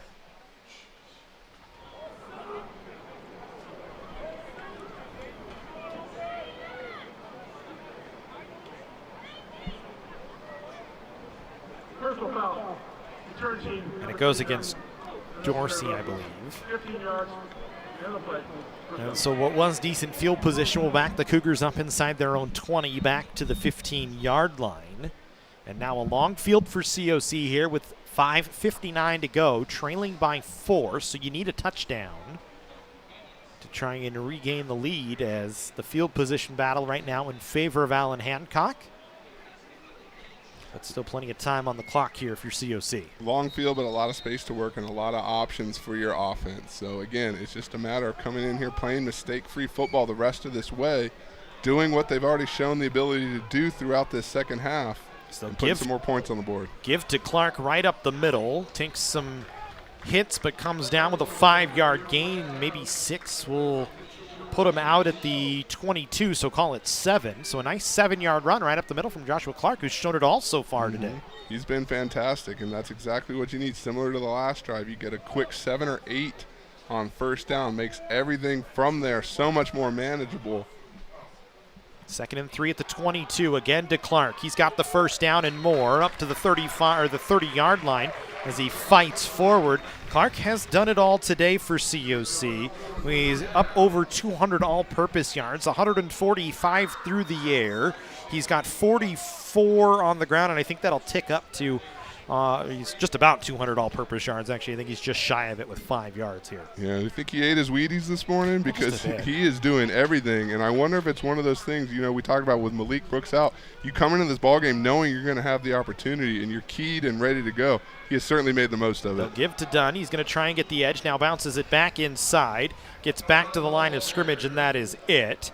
Actually, they're going to give him 2 yards, so we'll get to the 31, so a 2-yard run for Donovan Dunn. It'll bring up 2nd down and 8 here. For Clark, 145 yards through the air, 51 yards through the ground, so like I said, 4 yards short of 200 all-purpose today. Give him 3 touchdowns, or 2 touchdowns as well. So he has been impressive out of the backfield and through the air today as he stays in there as the back. with 4:25 to go here in the fourth quarter. Cougars trailing 42-38. Floyd walks up to the line of scrimmage with 10 on the play clock, moves Clark to his right, calls out a final signal, takes the direct snap, fakes the handoff to Clark. Now he's going to have to step up and move, looking downfield the whole way, throws. Pass is incomplete, was trying to get Lyndon Rivera, and it'll bring up 3rd down and 8 here. Yeah, Rivera streaking down the middle towards the sideline, wide open. I think Emory Floyd just had too much action around him. A little bit too harassed there, wasn't able to get anything on that, throwing off his back foot with a man on his body. That's not going to go too far. But again, the opportunity was there, and so a humongous 3rd down. Feels like they all have been here in this second half and definitely this fourth quarter. But got to get it here. Canyons 8 of 15 on 3rd down today. There's another big one here that you got to have. Floyd throws over the middle. Staples caught at the 45 to the 40. And he's brought down at the 38-yard line of Allan Hancock. Another huge 3rd down conversion, this time to Noah Staples. That is a tremendous play call up there and an even better execution. Noah Staples puts his mark on this game, and we've seen that. We've seen the Cougars be able to exploit that area of the field with that young man. No better time than now, and here we go. Cougars on the move. 28-yard reception for Staples, his second catch of the ball game. He's up over 30 yards receiving. They'll give to Dunn on 1st down. He piles ahead for 4, maybe 5 yards as they spot him at the 36-yard line. We'll say it's 5 as Dunn continues to just run through the middle with some punishing yards. Everyone's running hard, Matt. It's going to be a virtue of who wants this more and who's going to be able to do the things they need to get in the end zone and seize this ball game. 15th carry of the ball game for Dunn on that last one. As the Cougars will have Clark in the backfield here. 3 minutes to go in the ball game. 4-point lead for Allan Hancock, but the Cougars are on the move. They'll hand to Clark. He cuts it back to the left, outside the hash marks, across the 25 to the 20, hit at the 18-yard line, and forced out at about the 16, maybe 17. Another big run for Joshua Clark. 200 yards all-purpose today, and the Cougars move the chains once again. Can't say enough about the game that this young man is having and the boost he has given this Cougars offense throughout the contest, but especially here when it matters most in the 3rd and 4th quarters. He is playing his heart out there, and it's translating to success for the Cougars. And now it is imperative, Matt, you got to finish the job, finish what you started, and get into this end zone. Clark stays in there as the feature back. Floyd takes the snap, gives to Clark, tries to bounce it outside, caught behind the line of scrimmage and brought down back at the 20-yard line. I think they gave him the 18, which is generous, and it'll be a loss of 1. I don't think he ever really got to the 18, but you'll take it if you're COC. 2nd down and 11. Yeah, nothing really doing there. And now here we go, final 2 minutes. Clark definitely an option. And here comes Noah Staples back out onto the field. So we got a couple big play options out there for the Cougars. And you haven't needed a big play more than you do here on this drive. Lyndon Rivera, the wide out on the near side. 1:44 to go here. COC with the ball in the red zone. They'll hand to Clark, up the middle, still on his feet to the 10, to the 5, touchdown! Joshua Clark, his 2nd of the game on the ground and 3rd overall. And the Cougars are back out in front, 44-42. Joshua Clark taking over this ball game, making an impact here tonight, showing off his skill set for the state and the world to see. And my goodness, Matt, I cannot say enough about this young man and the performance he has had tonight. Truly outstanding job. And the Cougars are back in business. Got to get this PAT, but we talked about it earlier. Now the 3 points loom even larger. Point after is up and good as Asa Johnson stays perfect on the day and on the season. It's a 3-point Cougar lead, 45-42, off an 18-yard Joshua Clark touchdown run, his 2nd on the ground and 3rd on the day. And the Cougars back out in the lead with 1:35 to go. And the Bulldogs will have another chance on the offensive side. And so it's now comes down to that defense once again here, Jesse. A lot of time to go, Matt. Minute 30. I just want to say again, I cannot remember in my tenure someone who has had a performance like this that has taken over the game here in the second half. Joshua Clark, you know, not taking away from the help he's had up front and the play calling, but this young man is playing at a different level here today. There was an offside the neutral zone. The Cougars are going to decline it. The extra point is good, so they'll kick it off. We should mention Chick-fil-A offers a player of the game. After every game we have actually got it, and it is Joshua Clark here today, as Clark with his 3 touchdowns and 200 all-purpose yards has had a phenomenal game for COC. He is the player of the game. He will get a gift card after this for some nice food. Nice job from Joshua Clark, but there's still a minute 35 to go in this ball game, so the Cougars now trying to finish off the win. Definitely. You took the words right out of my mouth, Matt. I'm excited for Clark. I'm excited for the offense, but there is still work to be done. A minute 30 is an eternity in some circles. Now, I do like that you're going to have to force Allan Hancock to pass the ball, get into something they're perhaps not as comfortable in, but my goodness, the momentum has certainly shifted here. This Cougar fan base is excited. Heck, if you can't tell, I'm excited. And I can only expect what the tenor on the sideline is going to be, as this has been a fun one no matter how it shakes out. As Tony Johnson will kick it away. It's a high end-over-end kick. Puga going to take it at the 5-yard line and bring it out from there. And he's going to be met at the 25 and gang tackled down from there. Good job by the special teams unit that's had some struggles here today at times. And Allan Hancock will have a long field, as they will need to go from about their own 25 down for at least a field goal to tie this game with 1:27 to go in the ball game. Man, this is fun. And if you think we're having fun, imagine what they're doing down there. Because there is a lot of excitement on this sideline. Cougars jumping up and down. Coaching staff trying to keep them focused. And remember, gentlemen, we have to finish what we started here and close this thing out. So Jackson Clavel, the quarterback, he's only thrown the ball 13 times today for 72 yards. He's got to be forced to sling it around a little bit here, and he nearly throws an interception, but it was caught near the ground by Allan Hancock, but it'll keep it in bounds. And the Bulldogs going to be, I believe, now they're going to say it was incomplete. As the ball hit the ground, it was intended for Jordan Jr., Michael Jordan Jr., but it's an incomplete pass. It'll bring up 2nd down and 10. I'll tell you what, you want to start a long drive, that is not the direction to go to. You don't want to start throwing towards a Johnny Smith. And he showed you why right there. So the Bulldogs still with some work to do. College of the Canyons, let's finish what we started here.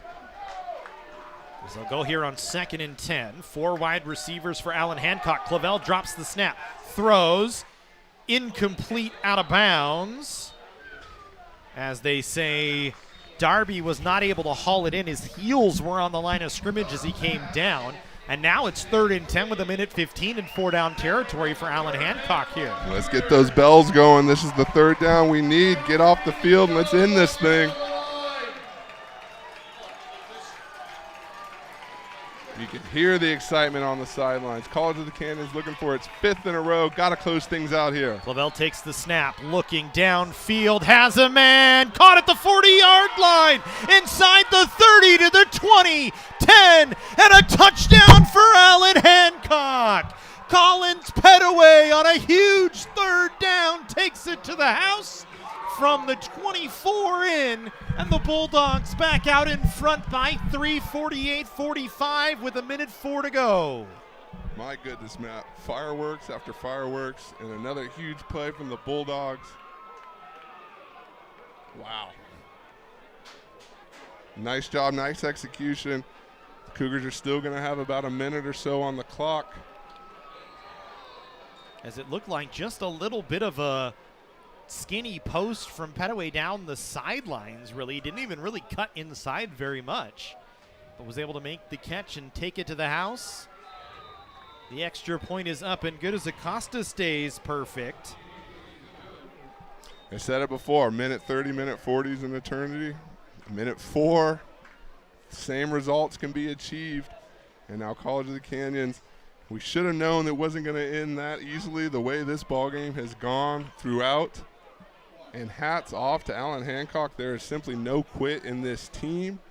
They have come into here playing with tremendous confidence, and for the moment at least, silence this Cougar fan base. But here we go, Matt. A minute to go, fourth quarter. 76-yard catch and run from Clavel to Petaway. And with 1:04 to go, if you're the Cougars now, you at least get the football back and a chance to try and win the game. Although the defense was a play away and just couldn't get it done, so Acosta will kick it off. Likely going to be driven back towards the end zone, and this will go out of the end zone for a touchback. So the Cougars will take it and need to take it 75 yards in 1:04 to try and come away with their 5th victory in a row.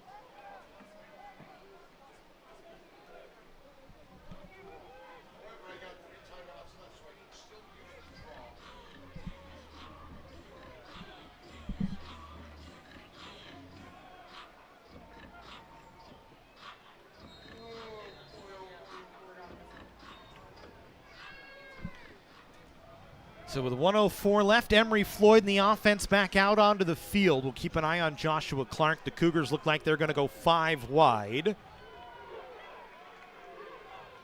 Here on first down as they try for something big here on the first play. Floyd to throw. Over the middle, pass caught. It was a wobbly pass, but it's enough for a first down as it hits Cameron Bowen. I think Floyd was hit as he threw it here. As you take another look, had heavy pressure, stayed in the pocket, Jesse. I think that ball got tipped. I think it did. And Bowen just right there to make the catch, and the Cougars going to take a timeout. That's a nice job. Good concentration there. Seeing that ball into your hands, especially after it takes the tip like that, just totally changes the trajectory of everything. And so College of the Canyons here still in business, approaching midfield.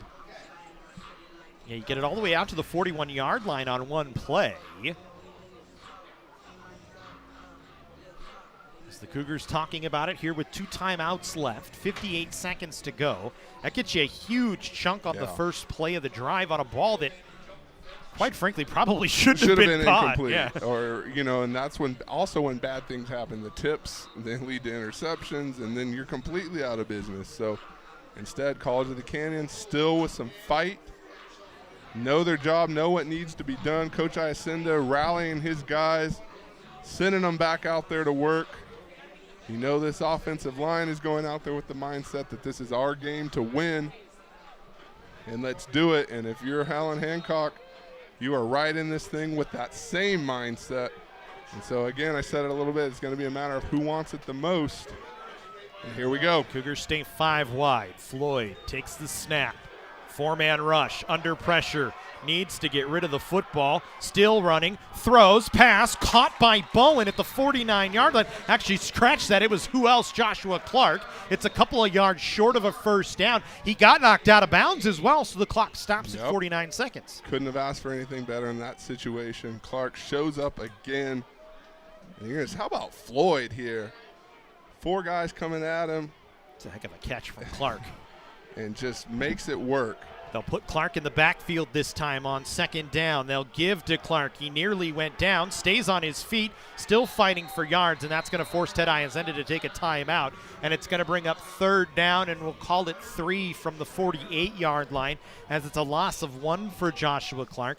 And now the Cougars a very important spot here. 2 downs to get 3 yards and keep the game alive.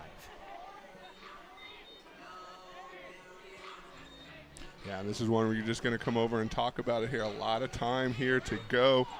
College of the Canyons still completely in this. And then, like I said, a lot of options to go to. We've seen LaVere with the big plays. You've seen Clark with the big plays. You've seen Fant over the middle. You've seen Dunn and Clark both bust them open if you can. You've seen Floyd run with the ball. Staples, excuse me. Thinking NFL already for that young exactly. Man. I knew exactly who you were thinking. You read my mind. But again, a lot of options here, a lot of field to work with. And I don't know, this clock just seems to not be ticking. Still an eternity to go. For both of these sides in the coach's box, depending on where you are, you either just want it to end or you want it to take a little bit longer. And here we go, College of the Canyons. They're down in 3. Cougars need the 49 of Allan Hancock. They go 5 wide. Floyd takes the snap, looking downfield, throws over the top, trying to get to Revere. It's incomplete. Out on coverage that time for Allan Hancock was Jason Joseph. And it'll be 4th down and 3 for COC here. I think we're going to get a flag. I want to say they got one of the Cougars on a holding call. Yeah, and they're looking towards the Allan Hancock sideline.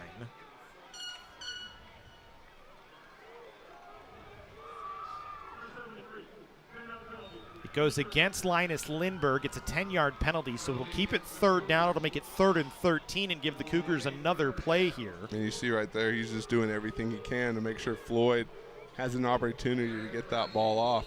In that situation, the hold isn't the worst thing. You know you don't want it, but you don't want to take that sack. So you can kind of live with that if you're the Cougars. So we'll go 3rd and 13 now. Ball backed up to the 38-yard line. Remember, they need the 49 of Allan Hancock to keep the game alive here. Floyd will throw. Pass caught by Revere. He's drug out of bounds at they'll say the clock still goes, at the 42-yard line. And Ted Iacenda going to have to take his final timeout.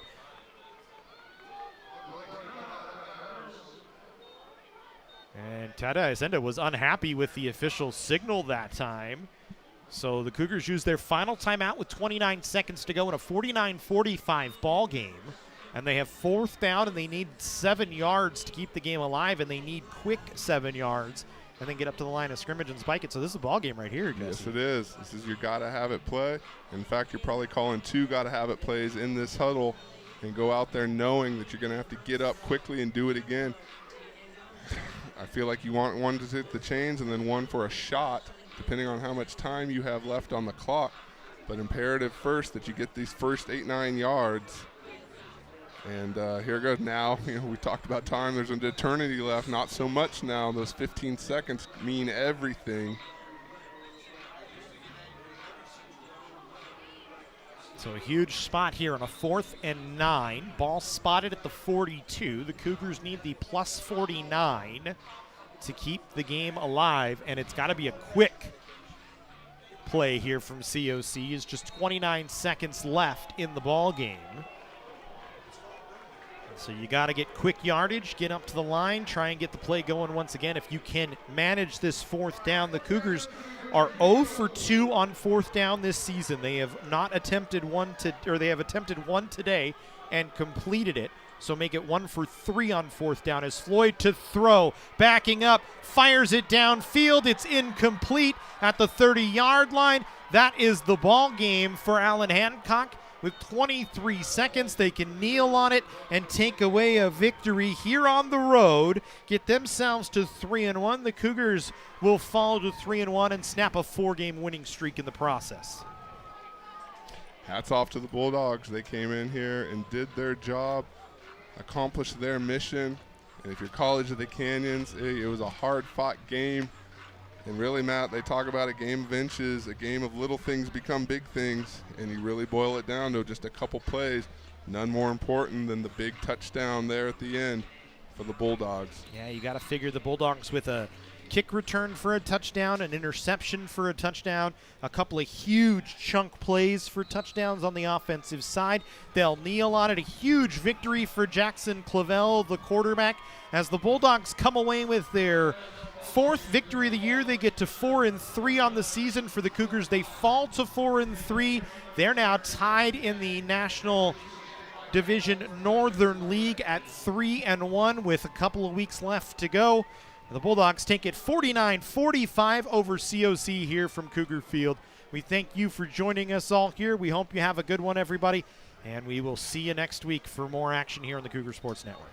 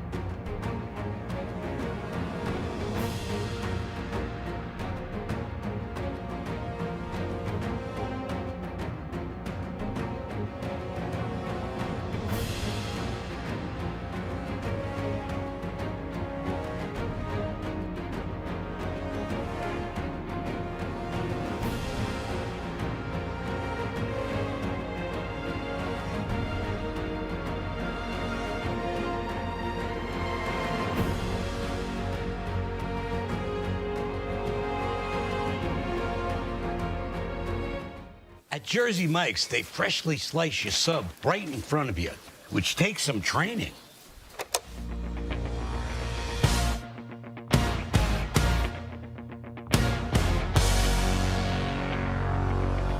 Rising up, bread's on the sheet.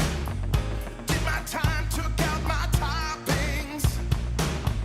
Went the distance, now my prep is complete. Just a limb and its will to thrive. It's the arm of the slicer, it's the thrill of the slice. Freshly sliced before your eyes, unlike our rivals. And then every last arriver gets a sub that excites. And it's all thanks to the well-trained arm of the slicer. Sliced right in front of you. The Jersey Mike's thing. A sub above.